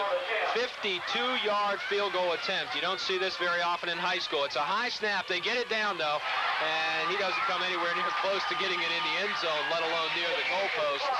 That was partially blocked by Lee Belknap, and they've got to hurry because it's a live ball. It's still a live ball.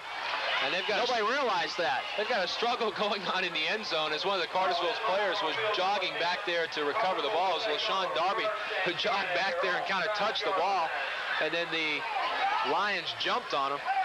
That was kind of confusing because the ball was blocked. It was a live ball, which meant somebody had to come by, and finally somebody realized it. Darby ran by, picked up the ball, and just sat there for a moment, and 3 of the Lions finally came by. But still, I have seen their kicker, Garner, in the free kicks, and he was booming them from about 40, 45 yards out. If he got some height, he may have had a chance at that. The high snap, of course, probably threw him off as well, but Lee Belknap did a great job coming in there to get a handle on that football. Cartersville now with only a minute left to go in the half, and they give it up the middle. And Lovett saying they've got it. They do. They got the football. Darby fumbled on the exchange. He never got the ball from Woodard, and boy, talk about a killer big play right there. That's actually 2 big plays, because if Darby had actually hustled when he had got that ball and ran, it would have been out maybe the 20, 25-yard line, possibly a different play selection, and there would have been that fumble. But that's all, speculation at this point. Right now, Lovett has got great field position, and Cartersville has got to really stiffen up on defense. And we'll have 1st and goal for Lovett when we come back. We've got a timeout on the field. So with 50 seconds left to go before halftime and Cartersville leading 14-0, we'll be back right after this.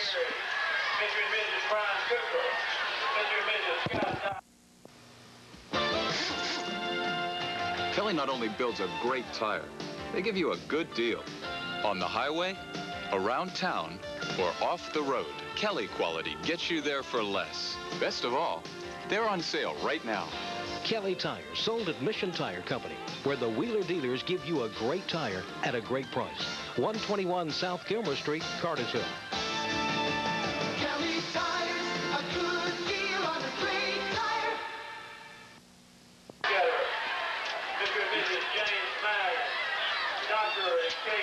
50 seconds left to go in the first half of this ball game.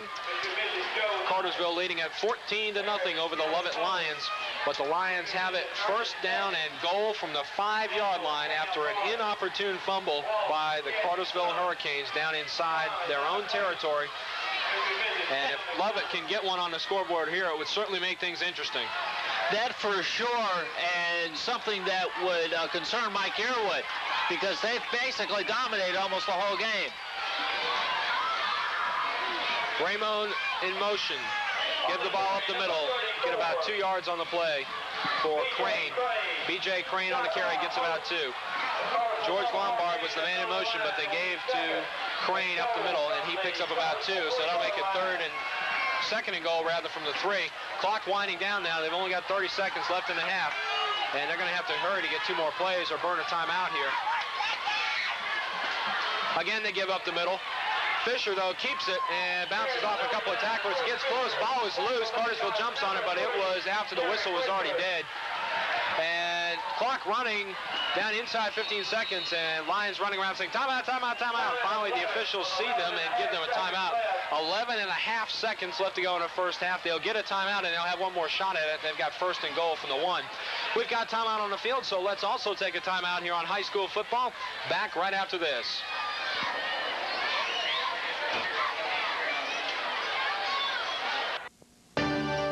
Is the right time for hydro seeding, and Ladd's Farm Supply is your right contact for hydro seeding for commercial and residential needs. Ladd's is also your home for railroad ties and a complete line of fencing supplies and gates. Ladd's Farm Supply at the intersection of New Harley and Burnt Hickory Roads. For your landscaping needs, farm supplies, and a complete line of livestock supplies, Ladd's has it.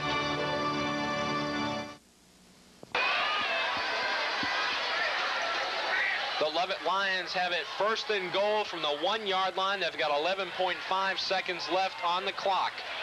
14-0 Cartersville leads it, but the Lions with a golden opportunity here to put one on the scoreboard right before they go in the locker room, and that would certainly give them a boost coming out in the second half. Well, they've got to score on this particular play because there's only 11 and a half seconds to go. I don't believe they have any more timeouts left. And if they do not score here, they are not going to be able to have enough time to get another playoff. And the defense of Cartersville getting their hands up, trying to get the crowd into the game, and they are responding.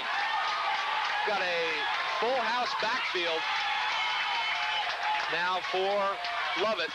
Third and goal, over the top. Touchdown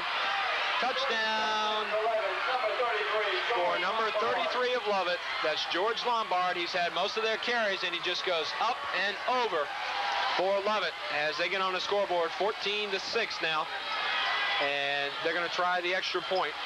They will go for the 1. 14-7, they'll try and make it. Garner out with the kicking tee.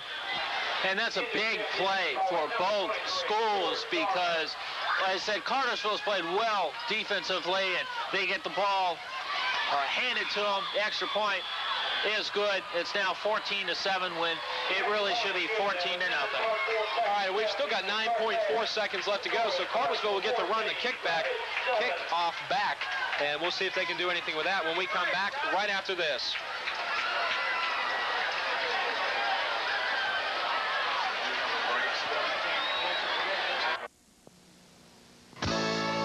Kennesaw State College is now taking applications for the winter quarter. Deadline is December 3rd.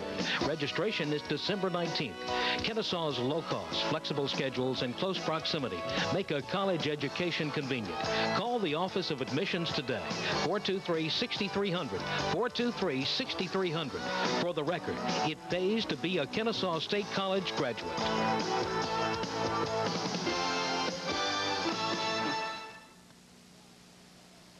Inside 10 seconds left to play in the first half.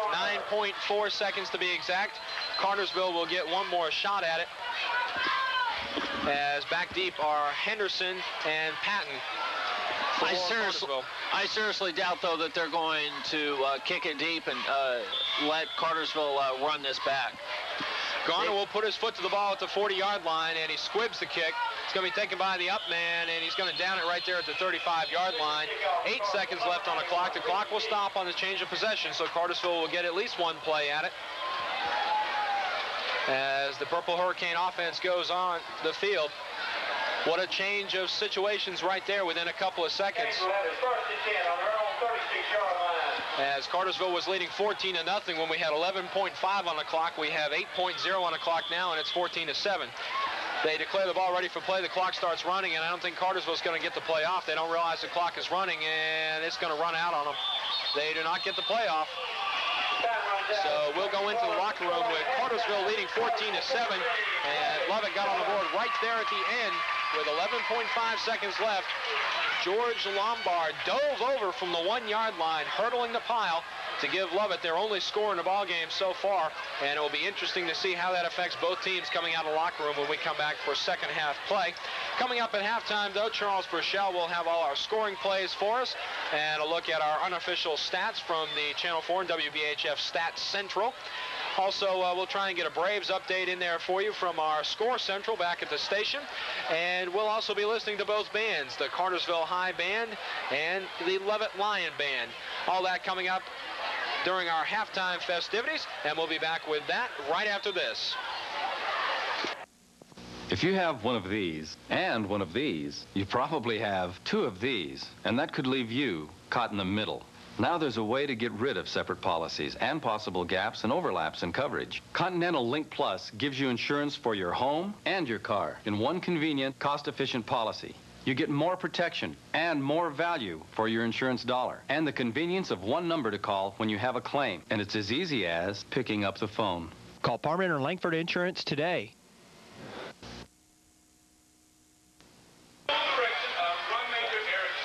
Halftime festivities underway here at Weinman Stadium.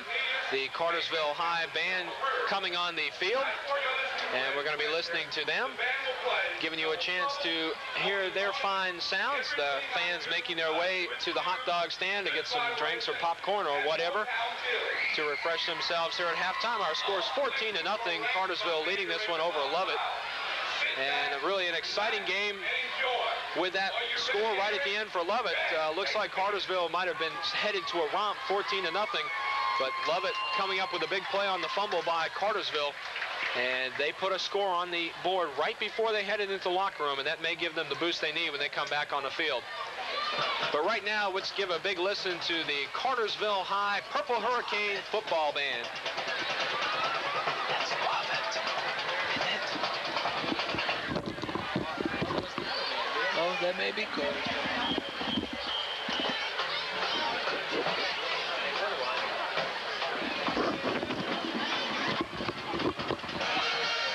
And we're giving a listen to the Cartersville High Band here at halftime. Cartersville leads at 14-7.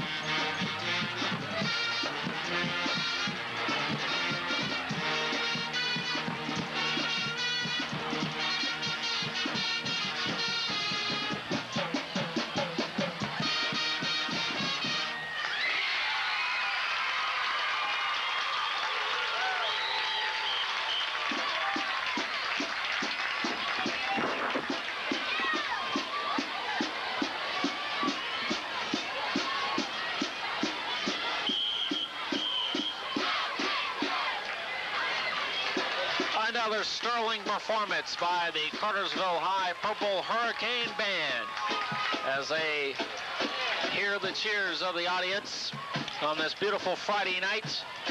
We're at halftime at Weinman Stadium in Cartersville. The scoreboard clock shows Cartersville with 14, Lovett with 7. We'll tell you how those scores came about and halftime statistics when we come back right after this.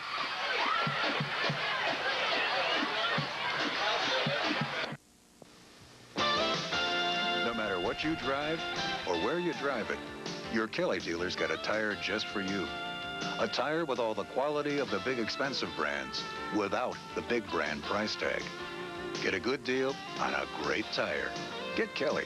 Kelly Tires, sold at Mission Tire Company, where the Wheeler dealers give you a great tire at a great price. 121 South Gilmer Street, Cartersville. Kelly Tires, a good deal on a great tire. We are at halftime, getting ready to start the third quarter in just a moment. The Purple Hurricanes of Cartersville, presently 3-1 on the year, lead the Lovett Lions 0-3 by a score of 14-7. Cartersville getting ready to start their sub-region season next week as they take on Rockmart on the road. Rockmart presently 2-2 on the year. Should be an interesting sub-region season. Cartersville comes into this contest. We haven't mentioned this yet.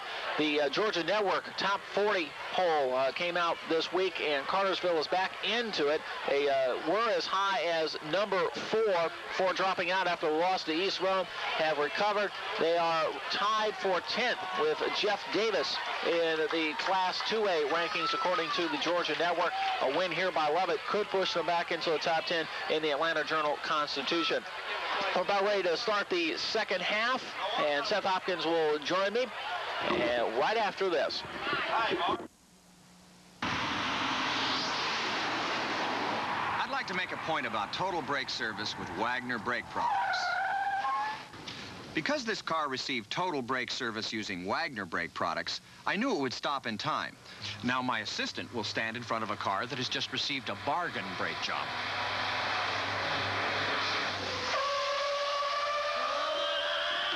Wagner Brake Products, sold at Auto Parts Company, North Tennessee Street, Cartersville. We're back at Weinman Stadium, ready to get the second half kicked off here from the Cartersville High School athletic field. Cartersville leads this one 14-7 as we get second half action ready on our high school football game of the week here. Cartersville will receive as Lovett won the toss in the first half and elected to receive, so Cartersville will get a chance to get back out on the board in this one as they led 14-7 until there were 11 and a half seconds left to go in that first half, as Lovett was able to recover the fumble on the 5-yard line of Cartersville and drove it in with less than 15 seconds left in that first half. Took that in the locker room with them, and we'll see if they can keep that momentum going after they got that touchdown to get on the board here. This will be interesting. Stuart Garner is the kicker for Lovett. He has shown he has got a foot. Back deep for Cartersville is Tarek Patton and Devin Henderson. Both of them can break it. They've had some long runs from scrimmage, but not off the kickoff yet. So we'll see what happens here. This is the first time Garner will be kicking off, of course. He did kick off after the touchdown before, but that was a line drive kick. He was just trying to squib it down the middle of the field. He was out here during halftime practicing his field goals after he didn't really get a good shot at that one 52 yards earlier, and he nailed one from 45 as we were watching him during halftime. So if he gets another shot inside 40 yards, you'll know they're going to go to him again, and he may get a shot and another long one here later on. But right now he toes the ball at the 40-yard line and a deep end-over-end kick. Patton will take it at the 7-yard line, come across the 10, the 15, got blockers. Quickly across the 20, but he's going to be knocked down at the 25-yard line. Patton had a couple of blockers, but breaking through the coverage were a couple of Lions in there. That was Danny Lee and also Carlton Guthrie in on the stop for Lovett. First and 10 now for Cartersville as they start on the 24-yard line. All right, Cartersville will try and get back out by 2 touchdowns again. They led by 2 touchdowns for just about all of the second quarter until Lovett putting that one in near the end of the first half. And they'll get it started again from the 24.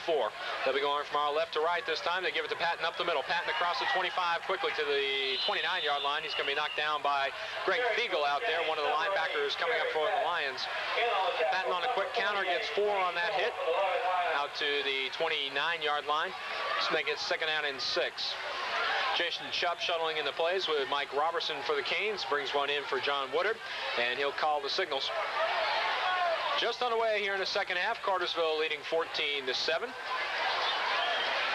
Cartersville at 3-1 at the moment. Lovett coming in here 0-3, looking for their first win. It would be an upset win against Cartersville. LaShawn Darby cracks over the right side. It's going to be close to a first down. He gets out to the 35-yard line. Pickup of about 6 on the play. It should be enough, and that's one of the few plays that we've seen really since the first game of the year. LaShawn Darby breaking outside, and he did get enough for the first down. Gets the nose of the football just across the 35-yard line. And that moves the chains for the Purple Hurricanes. 10:55 left to go, third quarter. Cartersville 14-7 over the Lovett Lions. And Cartersville has shown in the second half of all of their ball games that they're content to just keep the ball on the ground as long as they're picking up 4 or 5 yards a whack or better. And they will just keep it on the ground and grind it at you with that tough offensive line. They give to Darby again up the middle. Darby dives ahead for 5. So just like that, Cartersville picking up 4 or 5 yards a whack, and they're certainly content to do that as long as they can. And we certainly haven't not talked enough about that offensive line for Cartersville this season.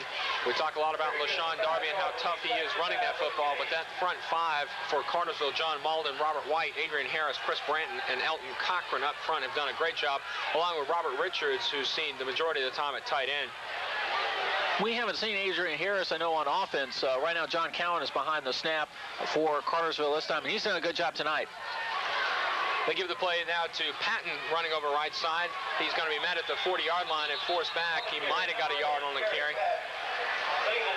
They'll mark it just inside the 40-yard line. That'll bring up 3rd and 5 now. As Patton just barely got back to the line of scrimmage.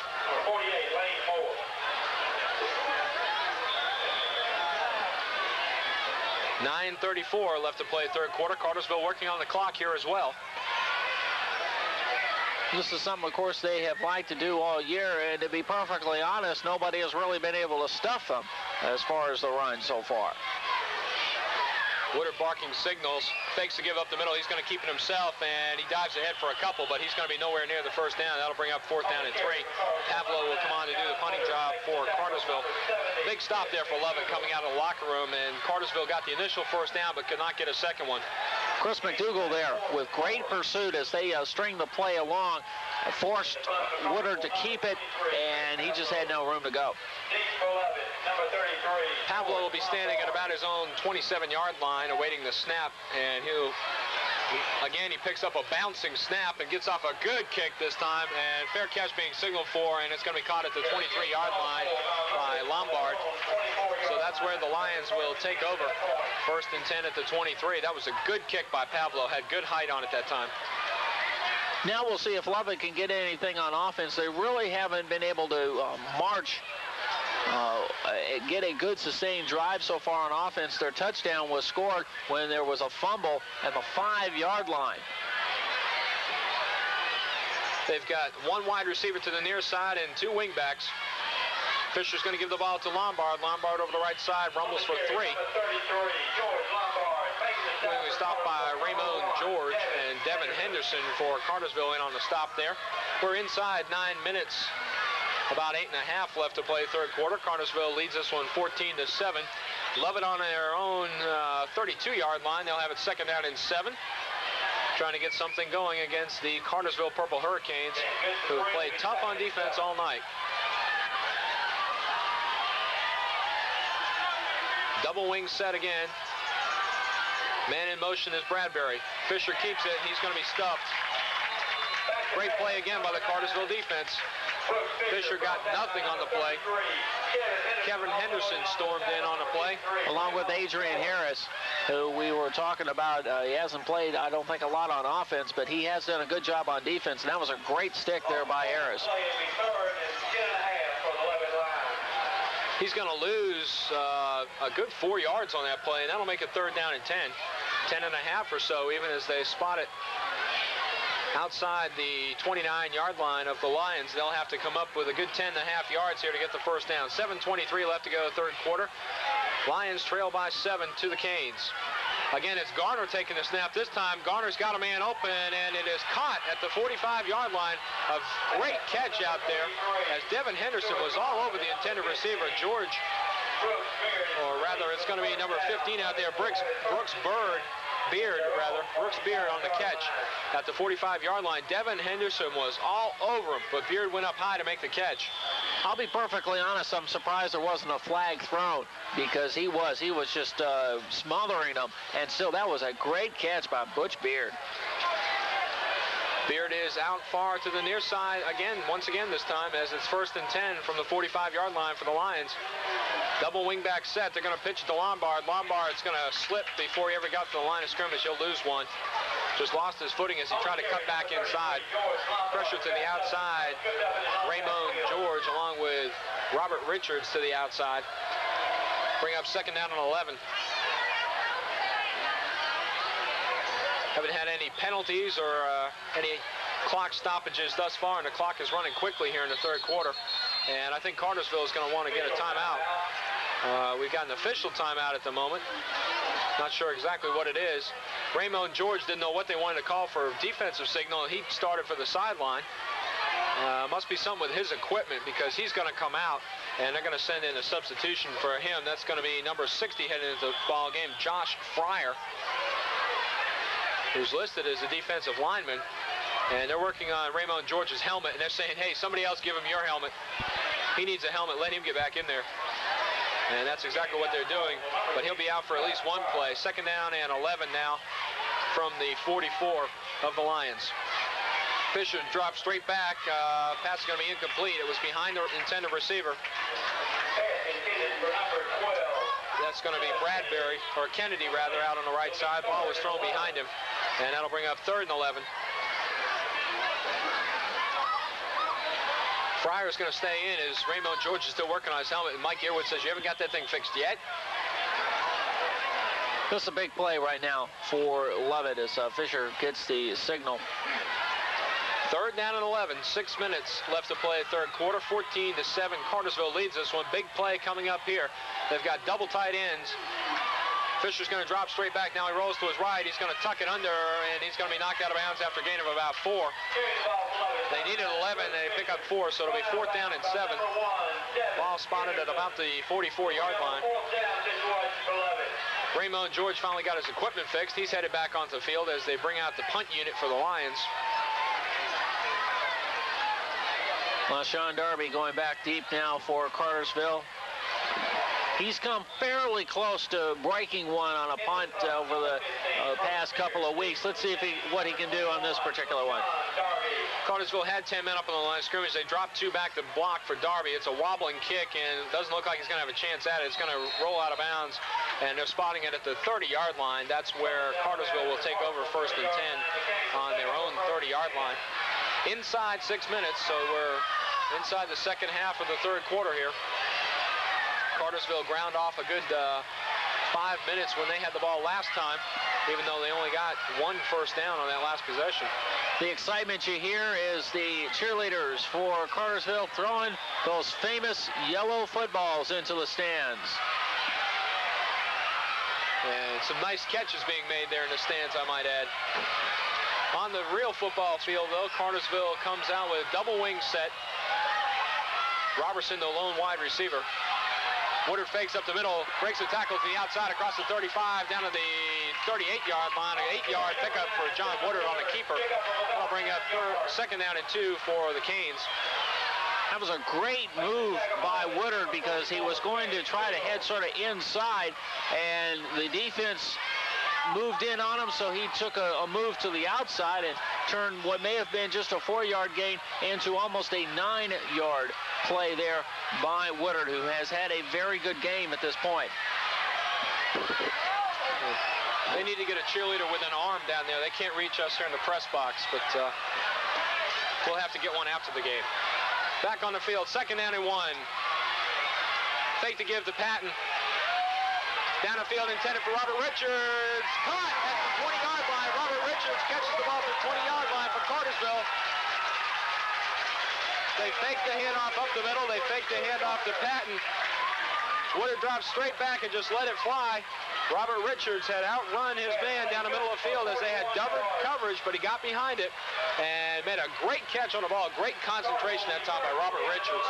A 41-yard pass play there to Richards from Woodard. And John Woodard seems to be getting more confident in his passing with each game. He looked very good last week against Adairsville. He's only thrown the ball 3 times today, but he has looked really impressive. Cartersville now is going to send 2 wide receivers to the far side. Patton's going to be in a slot. Now he's going to come in motion.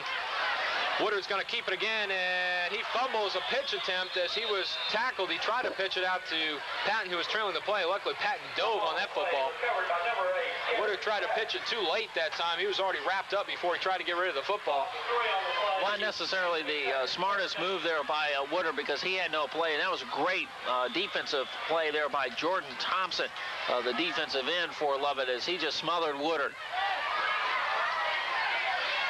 That was the potential of disaster there, but fortunately for Cartersville, they did manage to keep it, so it's 2nd down, about 13. They do get a 3-yard loss on the play. Single wing, wide receiver, far side of the field is Chubb. Woodard under center, fakes the give, going to keep. Now he pitches to Henderson. Henderson jitters once, twice, breaks it across the 20, 15, 10. He's going to score. Devin Henderson with a great move at the line of scrimmage. Cut through and got in open territory and broke it across the right side for a 20-yard touchdown run. Make it a 23-yard touchdown run for Devin Henderson of Cartersville, and he puts them back up by 2 touchdowns as they lead 20-7 with 3:39 left to go, 3rd quarter. Great run. Devin has been bottled up all night. He looked like he was stopped almost at the line of scrimmage and skittered right up the middle and had nobody to touch him after that. Rutland on to try the extra point. Pavlo, the holder, corrals the snap, and it is up and no good. It was wide to the left. It was certainly high enough, but was just wide to the left. So Rutland misses the extra point, but Cartersville leads here at 20-7 with 3:39 left to go, 3rd quarter. We'll be back on high school football right after this. Anytime you buy one delicious pizza, you get a second pizza for free at Gondolier Pizza in the Cartersville Crossing Shopping Center. But at Gondolier, we offer more than pizza, including delicious tuna salad plates, Greek salads, and a wide selection of sandwiches, including plain grilled chicken, chicken strips on pita, or steak on pita. Gondolier Pizza, Italian dining at its best, and you eat in or carry out. Gondolier Pizza, a proud supporter of high school athletics.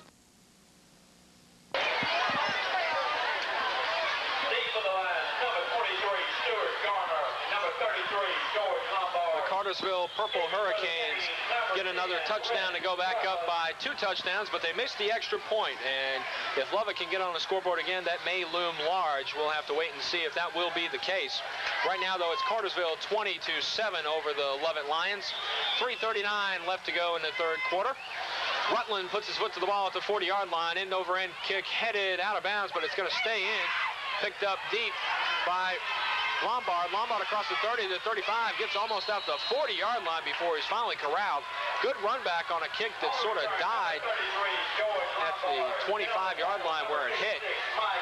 But he did a good job picking it up and running it back almost to the 40, so the Lions will start at their own 38. And again, this is a big offensive move for Lovett. They have not really been able to get any sustained drives offensively. Credit that a lot to Cartersville's defense. One wide receiver to the near side. Lone setback is Lombard. Lombard's going to take the pitch, get over the right side, pick up 5-10 yards before he's finally knocked out of bounds at about the midfield stripe. Fisher was almost sacked in the backfield that time, but was able to get the pitch away just as he was going down. Robert Richards was the one who finally knocked Lombard out of bounds, and they're going to mark this one as a 9-yard pickup. They've got about 1 yard to go. Couldn't tell on the far side of the field where he was knocked out at. They're saying it's the 48. So second down and 1. About 3 minutes left to go, third quarter now. Cartersville up 20-7. Fisher now looks like he's changing the play at the line of scrimmage as he's checking off with everybody. Drops straight back, 3-step drop, fires over the middle, and it's going to be complete to Kennedy. Kennedy out of bounds after about a 10-yard pickup, and he will have the first down for the Lions. Good play that time. They ran a receiver down the sideline to kind of clean out the pattern. Kennedy curled out to the sideline, and Fisher put the ball right on the money. And that's the first completed pass by Fisher. The second completed pass by Lovett tonight. Garner had a 20-yard run, or 20-yard completion earlier this quarter. Robert Richards there coming to the sideline to check with Mike Earwood to see what kind of deep coverage he wants to play as he's playing the center field free safety position. Again, 2-step drop, and they hit the receiver on the sideline out of bounds at about the 20, complete. Another 20-yard pass play for the Lions. Garner, the speed merchant that time, just went straight down the sideline, 20 yards, and turned around. Fisher hit him after a 2-step drop and pick up 22 yards on the play. So consecutive 20-yard pass plays, or consecutive completed pass plays, one for about 12 and one for 20 there. And Lovett quickly marching down the field, not taking any time off the clock either, as we've still got 3:01 left to play third quarter. Fisher's going to keep it now, running left side, and he's going to be caught by Ricky Heath. Heath turning on the jets to catch him before he turned a corner. Fisher will pick up 2 yards on the play. It'll be second down and 8 from the 18. And again, those two completions, I think, was as much a part as Cartersville's defense sort of relaxing. That particular play right there, Fisher trying to run, and the defense there showing some great pursuit as Heath made the stop and also in on the tackle of Sean Darby that time. We've got second and 8 now for Lovett. All right, 2 minutes and 30 seconds left to play third quarter. Garner now lining up at the quarterback. He's lined up several times at that spot tonight. And usually he runs, and this time he does again. He's running to the right side. He's going to turn a corner before Heath can get him, and he picks up about 4 yards on the play. But that time Heath knew where he was going once the ball was snapped, and again showing good speed. 2 plays in a row. Ricky Heath showing that for a guy of pretty decent size, he's got some good speed. And it's 3rd and 5. We've got officials timeout right now, and that looks like Robert Richards sort of holding his arm. He seems to be okay now. Shaking it off, though, but he's going to stay here. No, he's not. He's coming out. That's Robert Richards. They'd already made the motion for an official timeout, so he will have to come out, and John Woodard will go in. Early in the season, Woodard was the starting safety, but Tim Green and Kevin Henderson and a couple other players on defense who didn't start early in the season came on and played real well, allowed Woodard to sit out on defense. Robert Richards has been playing that deep spot, and Woodard comes in, is in that spot now. Fisher drops straight back. He's got a man in the end zone, and it's going to be caught. Touchdown to Kennedy. Kennedy catches the ball in the end zone. He just ran away from Devin Henderson. Henderson was there, but Kennedy had a step on him, and Fisher threw that ball right on the money. That was just about as perfect a pass as you'll see throw in a high school football game by Fisher on that play. Kennedy with the touchdown catch, and that makes it 20-13. Garner will try the extra point and try to close him within 6. And that missed extra point by Rutland on the last touchdown by Cartersville may indeed loom large here in a moment. Garner gets a very high kick, and it is going to fall just short. Good pressure that time by Belknap. Belknap, who blocked his field goal try earlier, got in there, and Garner tried to kick it real high and kick it up over him, and just was not able to get any leg into it when he kicked it that high. So it will stay 20-13, Cartersville in front by 7. Minute 52 left to go, third quarter, and we'll be back with more after this. They seek glory with a prolate spheroid. Sunday nights, these gladiators come ready to play. Well, I tell you what, this is all cooking.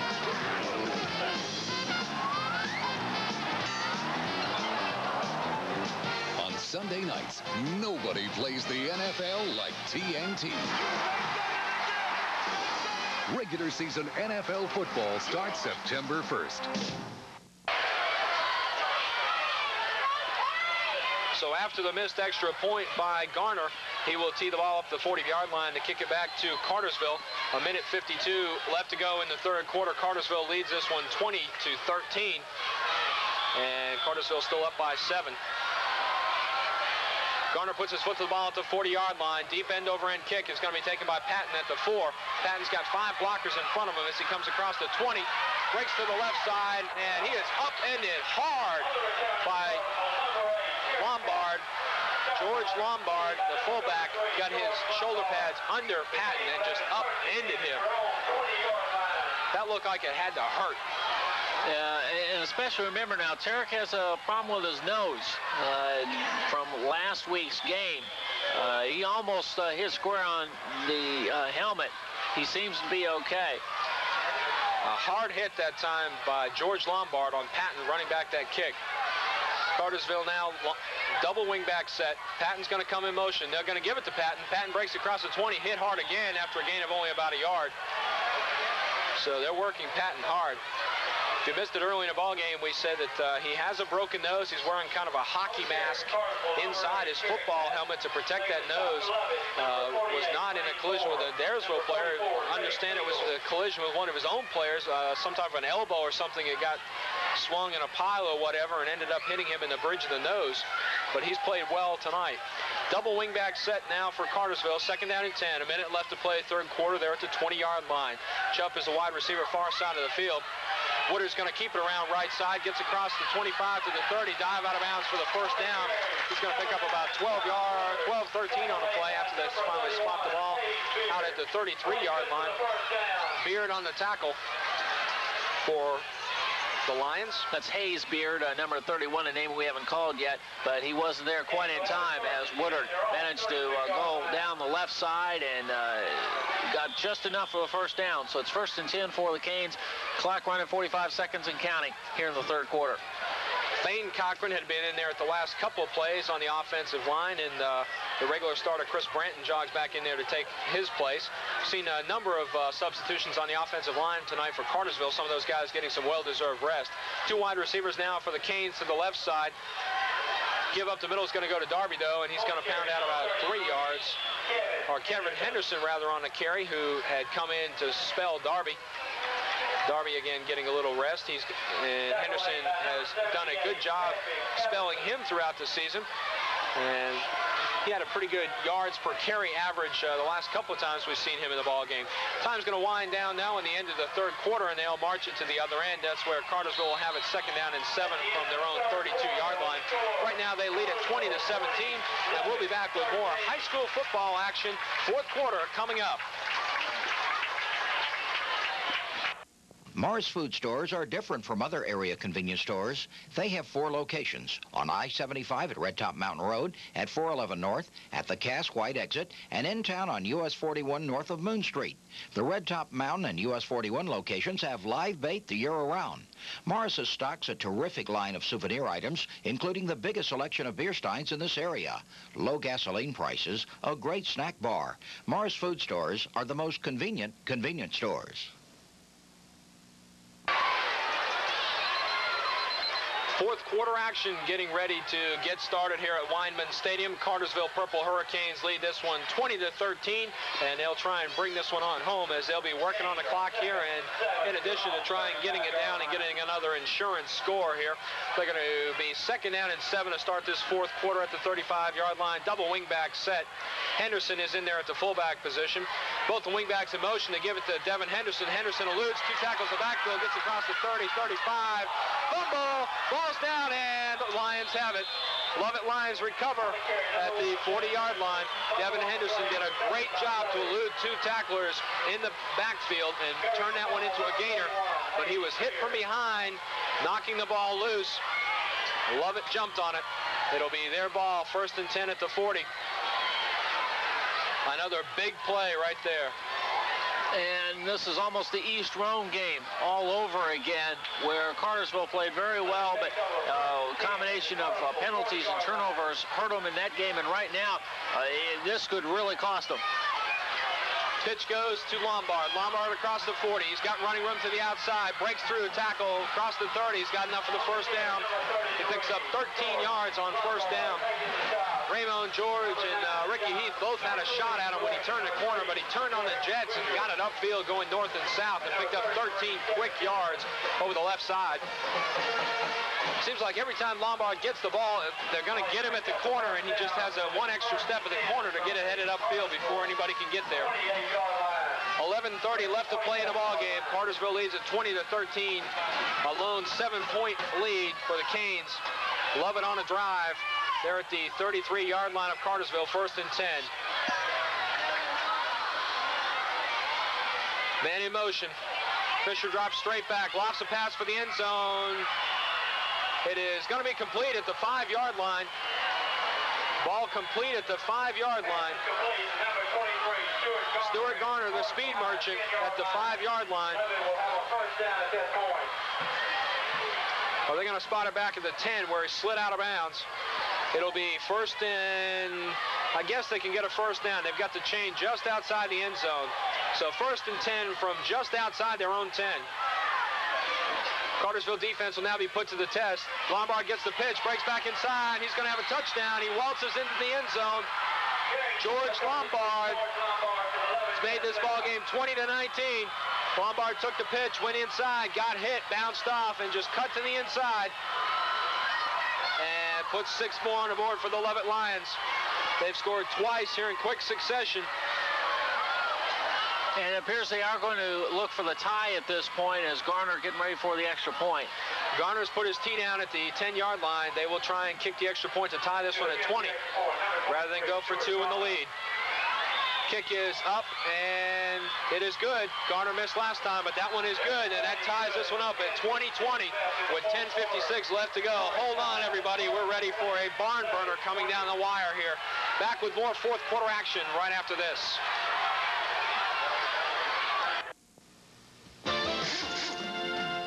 Kelly not only builds a great tire, they give you a good deal. On the highway, around town, or off the road, Kelly quality gets you there for less. Best of all, they're on sale right now. Kelly Tires, sold at Mission Tire Company, where the Wheeler dealers give you a great tire at a great price. 121 South Gilmer Street, Cartersville.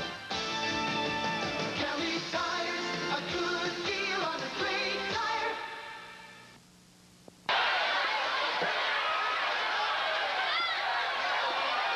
10:56 left to go, fourth quarter. This game is all tied at 20 apiece. Lovett will kick the ball off from the 40-yard line. Deep for Cartersville are Patton and Henderson waiting at the 10-yard line. Garner getting ready to tee it up. And this stadium is suddenly quite quiet. Fans have been up and rowdy before, but they're quiet now. Patton takes the ball and comes out across the 20 to the 25 where he's upended by the Lions, and that's where Cartersville will start this drive at the 20-yard line. We talk about how important turnovers are. Cartersville has had 2 fumbles. Lovett has turned those fumbles into touchdowns. Coach Earwood said all week, every time we talked to him, that the key was going to be holding on to the football. That's what has hurt them in their earlier games this year. This is what hurt them against Lovett last year when they lost. And they're going to have to hold on to the football the rest of this way and get another one in the end zone if they're going to win this one. Right now it's 20-20. First down and 10. Cartersville at their own 20-yard line. Woodard on a keeper around the right side. Spins out of 1 tackle, but is only going to pick up about 3 on the play. A lot of hard running that time, but he's only going to get about 2.5, 3 yards out of that play. Great pursuit by Lovett as they got stopped there by Hayes Beard and also number 48 Lane Moore, the linebacker. It's going to be a 2-yard gain for Woodard. Second down and 8, and Cartersville is going to have to try to continue to go on the offense there. Darby back in as the fullback. He'd been spelled by Henderson on the last drive. Double wing set. Chubb is the wide receiver this side of the field. They give to Darby up the middle. Darby breaks through 1 tackle, out close for a first down. I think he will have enough for a first down as he got across the 35-yard line. Picks up 7 on the carry. Shoestring tackle by Greg Fiegel for Lovett. Otherwise, LaShawn would have been going a little bit farther. We've got a timeout as we're going to check a measurement more than likely. And that's what we're going to do. From where I'm sitting, it doesn't look that close, but we'll have to see when they stretch that chain out there.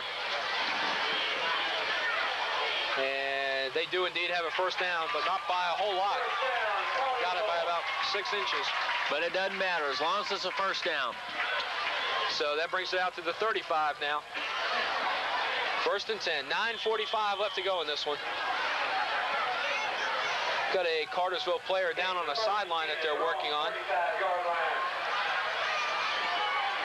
Couldn't quite tell who exactly that was, but the trainers are down attending to him on the sideline. We'll see if we can pick up that number for you. 2 wide receivers for Cartersville to the far side of the field. Give us to Patton up the middle. Patton's got running room to the 40. Picks up about 5 yards on the play as the pile surges ahead. Patton following in there behind it. Elton Cochran with the lead block on that one. Springs him for 5 yards on the play. Bradbury on the tackle for the Lions. By the way, the person that the Canes trainers are working on is Chris Roberts, number 2, and he appears to be okay now. Looked like some type of a cramp or something. They were doing the old toe up, heel down routine on him, trying to work out some type of cramp or something it looked like, but he's okay, standing on the sideline now. Second down and 6. Cartersville up the middle. They give to Darby. Darby bounces off 1, 2, 3 tackles. Gets ahead for about 4 on the play. He'll be just shy of a first down. Looks like about another yard and a half they'll need on third down for the first down. Inside 9 minutes left to play in a ball game. We're all tied up here at Weinman Stadium. Cartersville and Lovett. Lovett looking for their first win of the ball game. They're coming in here at 0-3. Cartersville at 3-1. Trying to put together back-to-back big wins. Last week against Adairsville, they came out on top 27-14. Looked like they were going to have an easy time of it as they got on the board early, up 14-0, and looked to be driving for another score. Gave that ball up. They also fumbled inside their own 5, and that gave Lovett their first touchdown. They're on their own 43 now, though. Woodard keeps, evades 1 tackle, gets across midfield, and a shoestring tackle by Lee Mitchell for Lovett Lions, and that saved a big gainer as Woodard got running room up the inside, got across the midfield stripe, and looked like he had open field in front of him before he was tripped up by Lee Mitchell. A defensive substitution in there for Lovett at a defensive back position. First time we've seen him tonight. Not only did that save a longer run, it probably saved a touchdown because Woodard was about ready to go into high gear, and there really wasn't anybody that probably would have been able to catch him. Cartersville just across the midfield stripe at the 49-yard line where they have a first and 10. 7.5 minutes left to play. It's all tied up 20-20. Woodard gives again to Darby. Darby over the right side. Dive ahead for 4.5. Picks up close to 5 on first down, and they're going to mark it at about the 45-yard line. Make it second down and 6 for Cartersville. Clock keeps on running down. We're at 7:15 left to go in this ball game. LaShawn has been the workhorse, particularly over the last 2 weeks, gaining over 250 yards. He has only 37 yards tonight on 10 carries. But, of course, with all the work that he's had, you don't necessarily want to work him hard every week. And besides, John Woodard and Tarek Patton have done well tonight. This is the time of the ball game when they need him to step forward, though, and really carry that mail. They fake it to give to Darby. Woodard eludes another tackle, spins forward, gets almost enough for the first down. He picks up about 5 on the play. It's amazing the way John Woodard, when he runs the football, he never has his shoulder square up the field. He's always spinning, stumbling, the old Chris Berman rumbling, fumbling, stumbling, sort of running, just bouncing off people and leaning in, and he picks up 5 on the play. It'll bring up third down and 1.5 or so for Cartersville. This is a big play for Lovett if they're going to stop Cartersville on this drive. Cartersville's almost in 4-down situation as we've got about 6 minutes left to play, tied up. Third down and 2. Chupp is wide receiver to this side of the field, double wingback set. They give up the middle to Darby. Darby lunges ahead and picks up 4 on the play.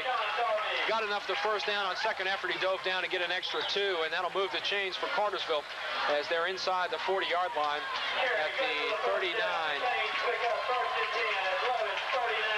And we get a little bit more life back out of this crowd. They kind of went silent on us there after that last touchdown by Lovett that tied it up.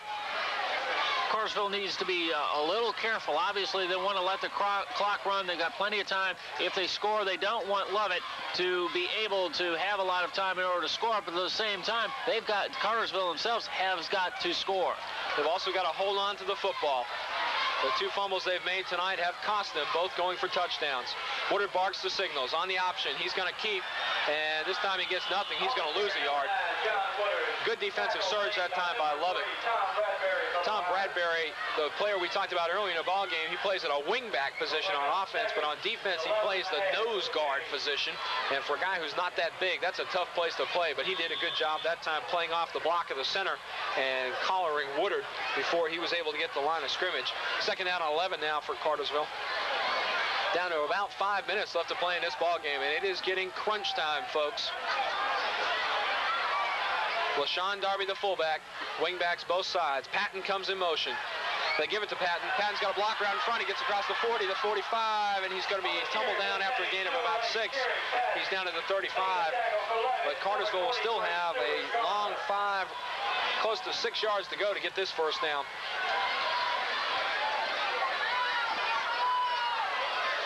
Robert Richards came up limping after that play, and they said, go ahead and stay in there. You're okay. Ricky Heath had been in there as a tight end on that play, trying to give him a little extra beef up front. So they had 2 tight ends in on that play. Now they're going to split 2 wide receivers out to the far side. Robertson and Devin Henderson out to that side of the field. LaShawn Darby, the lone setback. Woodard's going to roll right side, looking back to the left, trying to set up a screen. They've got Robert Richards. Richards across the 30, the 20. He's got running room, and he's going to be knocked down at the 7-yard line. Great play by Robert Richards. They had 2 wide receivers to the far side. They threw back this side on a little screen pattern, and Richards had blockers out in front, and he just rumbled down to the 8-yard line before he was finally knocked down by 2 of the defensive players. Stuart Garner was one of the ones that came all the way across the field to finally put the lick on him. That is great play call. That is the first time that Cartersville has used the screen all year long, so Lovett couldn't have been expecting it. It was a safe pass, and of course Richards just did great once he caught the ball. It's first and goal now from the 8-yard line. That was a 26-yard pass play. Didn't look like it was going to be that great a play.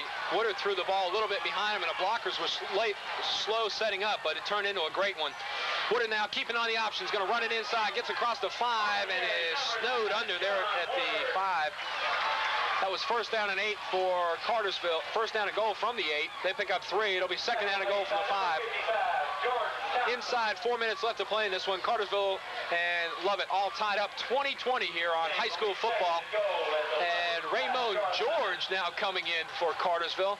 He's the leader of their defense, and he's coming in to play one of those offensive line positions now for Cartersville. Players must be getting thin there on the offensive line if Raymond has to come in and play. He's replacing Robert White on this play at one of the offensive tackle spots. Woodard gives to Darby. Darby around the right side, dives forward for a touchdown. He's got it. Cartersville's going to go front, 26-20. 3:19 left to play in the ball game. LaShawn Darby around the right side. Blockers out in front. Dove forward for the touchdown. 26-20. Cartersville leads it. Rutland putting the tee down at the 10 for the all-important extra point here. And Raymond George gets a slap when he came off the field. He threw one of those blocks. Ricky Heath, another defensive player mostly, threw another one of those blocks, and they're really helping out the offense there. Snap is down, the kick is up and right through the heart of the upright. Cartersville leads this one 27-20. Still 3:19 left on the clock, though, and Lovett will have another shot at it when we come back with more high school football action right after this.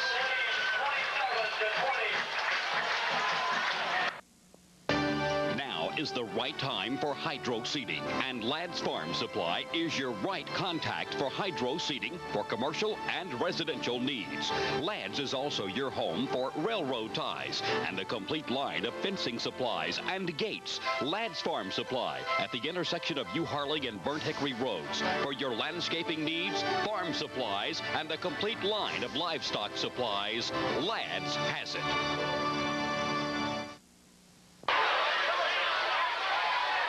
Cartersville that time took 7 minutes and 39 seconds to drive pretty much the length of the field and stuff that went in for a touchdown. LaShawn Darby taking it in from the 5-yard line, and Mike Earwood real happy after that touchdown. And he's telling Raymond George that's how to help us out on the offense, as he went in and threw a key block on that play. And again, we've got another procedure penalty, it looks like, against Cartersville on the kickoff. This happened on the opening kickoff as well. They blew it dead when the ball was still in the air, and they're going to call that one back. It looks like they're going to back Cartersville up 5 and make them kick it again. Something not quite right there for Cartersville on their kickoff team. And Coach Earwood just throwing his hands up on the side and wanting to know exactly what the problem is. The official's coming over to explain it to him. They're also explaining it to the Cartersville team exactly what they're doing wrong. Rutland says, let's huddle up, let's talk about this, let's not get me pushed back another 5 here. 3:19 left in this game, and almost a feeling of deja vu, because Lovett won last year 28-21 with a little more than 3 minutes to go. We're almost the same exact score. Cartersville is on top this time at 27-20. So Rutland will back up and try from pro distance. He kicks to the 35. It's a squib kick, and it was going to go out of bounds, but the Lovett player touched it at the 38-yard line. And that was number 27, Andrew Kernan, in there. A reserve defensive back who picked that ball up. If he'd let it go out of bounds, they'd have spotted it either at the 35 or backed him up another 5 and made him kick it again. I'm not sure if that was a real smart play to pick that ball up, but they'll go ahead and take it at the 38. That's pretty good field position. They say, let's go ahead and just start there, and we'll see what we can do with it. And now it's up to the Cartersville defense. They played well up until really this last drive that Lovett just marched at will. Fisher fakes 2 hands off, looks downfield, doesn't have anything, and tries to run for it. And Derek Richards hauls him down at the 3-yard line. Hauls him down at the 40-yard line, rather. A gain of about 1 on the play. Fisher looked downfield, had nothing open, tried to tuck it under, and Derek Richards was just waiting for him at the 39-yard line. He said, you're not going anywhere. And he may have fired up this defense. And he gave a big punch in the air after he did that, firing up his defense. 2nd down and 9 now. Lovett at their own 39. Fisher drops straight back. He's almost sacked, and he stumbles forward ahead to the line of scrimmage, as it looked like Kevin Henderson that time, who stormed in on the line and was able to get to the quarterback, and he lost about half a yard on the play. Great surge by Kevin Henderson. Fisher managed to sort of slip underneath him, but then Chris Bratton caught him, and that was a great defensive move. And again, we're seeing how tough this Cartersville defense is when they have to be. Henderson that time did not put the hit on him, but he certainly made the impact that caused Fisher to go down. 1 wide receiver to the far side. Garner has got it. Garner throws it. It's going to be complete. To the near side of the field, it's going to be Kennedy. Doug Kennedy catches the ball across the midfield stripe and up to the 1st down. That's the first time we've seen Garner throw the ball. Normally when he's lined up at the quarterback position, he has tucked the ball under and run with it. That time he made a nice pass play to Kennedy, who was open on this side of the field. Picked up about 13 yards on the play. Got it down to the Cartersville 47-yard line. 2 minutes left to play, 2:03 to be exact, 27-20. Cartersville leads this one here on their home field, facing a Lovett team that is yet to get on the scoreboard for a win. They've played some tough teams thus far, though, and have played them tough. 1 wide receiver, 2 wingbacks. It's Garner again. Garner tucks it under. Garner across the 45, down almost to the 40. Picks up almost about 7 on the play. Derek Richards again, an inspired tackle that time as he came up to hit Garner. Garner's going to go out, and the other quarterback, Fisher's going to come in again. Interchangeable quarterbacks for the Lions we've seen here tonight. Clock now becoming their enemy. We're at 1:40 left to play in a ball game. Score still Cartersville ahead 27-20. Lovett's got to get a touchdown and a 2-pointer to win, or a touchdown and the extra point to tie. Fisher drops straight back. He's got a man open. He hits Lombard, and they're going to say no, he dropped the ball. He never had control of it. Lombard hit the ground and the ball squirted loose. They're going to say he never had possession of it. Cartersville players would have been all over that one and might have had a chance to run that one in for a score if they'd called that a complete pass, because they were the only ones around it. They had 2 receivers to the far side of the field that time. Fisher hit Lombard in the chest with the ball, but he dropped it. Third and 4. It's obvious 2-down possession right now for Lovett. We hope you got your seatbelts on, folks, because we got a wild ride for the next minute 23. 3rd and 4 from the 41 of Cartersville. Fisher drops straight back. Under pressure, he's going to be sacked. Kevin Henderson and Adrian Harris are going to get him, along with John Malden. And Malden is down. Malden is hurt.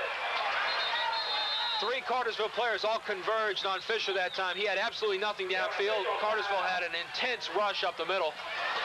And Malden is down. We've also got a timeout. Lovett is going to take a timeout. Malden is okay. He is up and going to be helped off the field. So we've got a minute 15 left to play in this ball game. It's going to be 4th down and 7 after the sack. And we'll be back with the last minute and 15 seconds of this one right after we take this short break.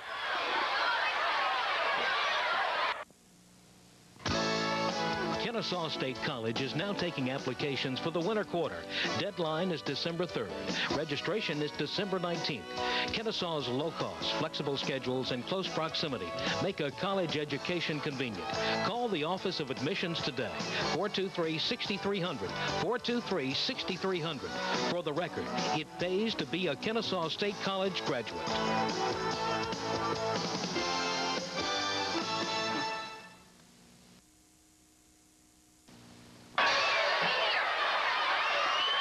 A minute 15 left to go in this ball game. Cartersville leads at 27-20. And the biggest play of the ball game coming up for Lovett as it's 4th down and 7. They've got to get a first down here if they're going to have any shot at getting in this one. Mike Earwood out on the field, exhorting his defense on. The fans here at Weinman Stadium up and standing now for the last minute and 15 here. Big play, 4th and 7 from the 45-yard line. Fisher, the quarterback. 3-step drop. Henderson's going to get him. Henderson for Cartersville drops at the 50-yard line. Kevin Henderson blows in, unblocked, and just dropped Fisher at the 50-yard line. Never had a chance to get that ball off. Never even had a chance to look downfield. And the Cartersville defense comes off the field, jumping for joy, throwing their fists in the air. You talked about that was the biggest play for Lovett. That right there was the biggest play for Cartersville as they, again, the defense really coming on. We still got a minute 8 left in this one, and Cartersville has already fumbled twice, giving Lovett golden opportunities to score. Coach Earwood exhorting his troops to hold on to the football here, I'm sure. We're inside a minute to play. The clock is running. And a surprise, Lovett's not calling timeouts. They have 2 timeouts left. They have got to stop the clock. Otherwise, Cartersville can just set their knee down and stop play. Clock running. Double wing set. 2 tight ends for Cartersville. Woodard, quarterback, sneaks it up the middle. Picks up a couple yards on the play. We're inside 40 seconds to play. Timeout for Lovett. Cartersville leads 27-20. 40 seconds left to play in this ball game. Lovett's got 2 timeouts left. Cartersville is going to be able to run 4 downs and take the time off this clock, barring some type of fumble or something. They're just going to run the quarterback, sneak up the middle, and run this clock out. Hopefully that is for the Purple Hurricanes. Let's take another quick break, and we'll be back with more high school football action right after this. If you have one of these and one of these, you probably have 2 of these, and that could leave you caught in the middle. Now there's a way to get rid of separate policies and possible gaps and overlaps in coverage. Continental Link Plus gives you insurance for your home and your car in one convenient, cost-efficient policy. You get more protection and more value for your insurance dollar, and the convenience of one number to call when you have a claim, and it's as easy as picking up the phone. Call Parman or Langford Insurance today. And a full moon out over Weinman Stadium here tonight, or nearly full moon, I guess we should say. A little bit of it missing there. But Cartersville here looking to wrap this one up. They lead at 27-20. 40 seconds left in the ball game. Lovett just called a timeout to stop the clock. Believe they have 1 left after this. And no one's going to touch the ball except Woodard. Woodard drops straight back, runs a little time off the clock, puts his knee down. And Lovett calls another timeout. 35 seconds left in the ball game. Cartersville will run another play, run it down to about 30 seconds. Lovett will call another timeout, and then Cartersville will be able to kill the clock because Lovett won't be able to stop it again after that. This is the final timeout that Lovett has, so with a 3rd and 8, unless some really bizarre play happens, all Woodard has to do is just merely touch it down, and that's the game. All right, so we'll take another quick timeout, and we'll come back with the final 35 seconds of this one right after this.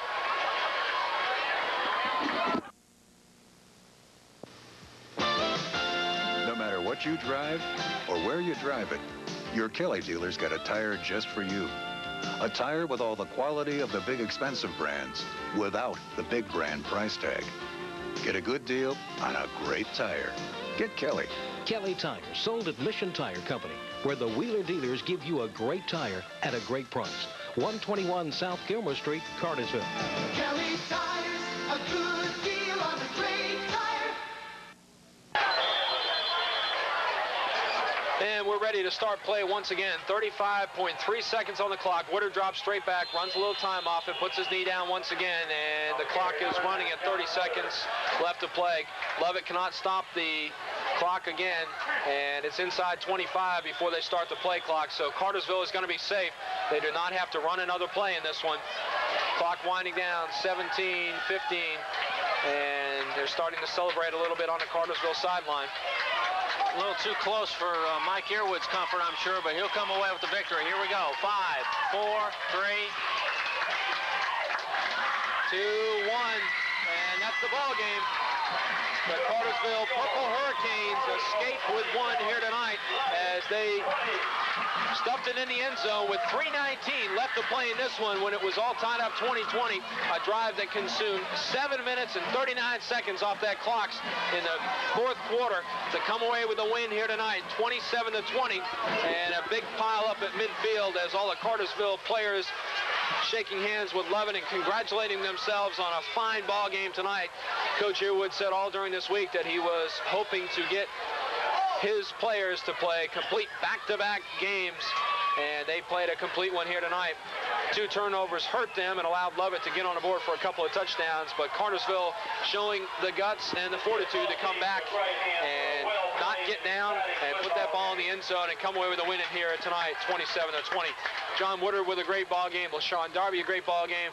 Raymond George on defense, along with Derek Richards towards the end, were definitely standouts for Cartersville tonight.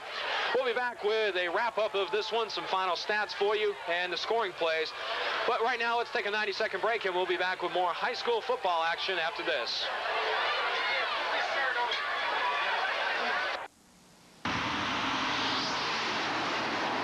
I'd like to make a point about total brake service with Wagner brake products. Because this car received total brake service using Wagner brake products, I knew it would stop in time. Now my assistant will stand in front of a car that has just received a bargain brake job.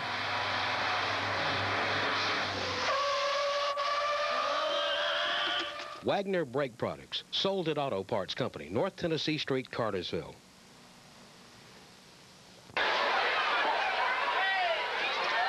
Back at a fast emptying Weinman Stadium where the Cartersville Purple Hurricanes have run their record to 4-1 on the season as they have beaten the Lovett Lions 27-20 tonight before a big crowd here at the stadium, and a good win for Cartersville. Probably the most exciting ball game of the year that Cartersville has played thus far. Was not as close as the East Rome game, but had a lot more excitement to it, and came down to a couple of last 4 or 5 minute plays anyway. And as we went away, we were telling you some of the standouts. One we didn't mention was Kevin Henderson, who probably came up with the biggest play of the game for Cartersville, as Lovett had it 4th down and 7 with about a minute and a half left to go on the 40-yard line of Cartersville, their last chance to try and get it in and tie this one up. And Kevin Henderson came up with a big sack on that 4th down play, and that's the one that really threw it in the favor of Cartersville at the end. And a well-played ball game all around for Cartersville tonight. Mike Earwood has to be pleased, I think, as we get ready to head into the sub-region season. Rockmart on the road next week. That will not be an easy contest. Lovett was a very good team. They really showed it, and Cartersville showed some heart. And their defense, again, when they have to make the plays, they have made it. They've done it all year long. Did it. Kevin Henderson with those 2 great plays at the end, sacks rushing the quarterback, and Cartersville played well enough, just well enough to win, and they now move to 4-1 on the year. All right, Cartersville does up their record to 4-1.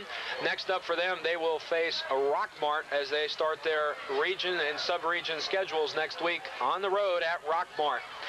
We'll be back to give you the final stats for those of you on WBHF Radio. For those of you joining us on Cable Channel 4 on our replay this week, glad to have you along.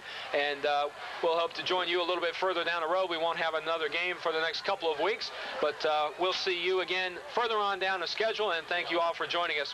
For those of you on radio, we'll be back with more right after this.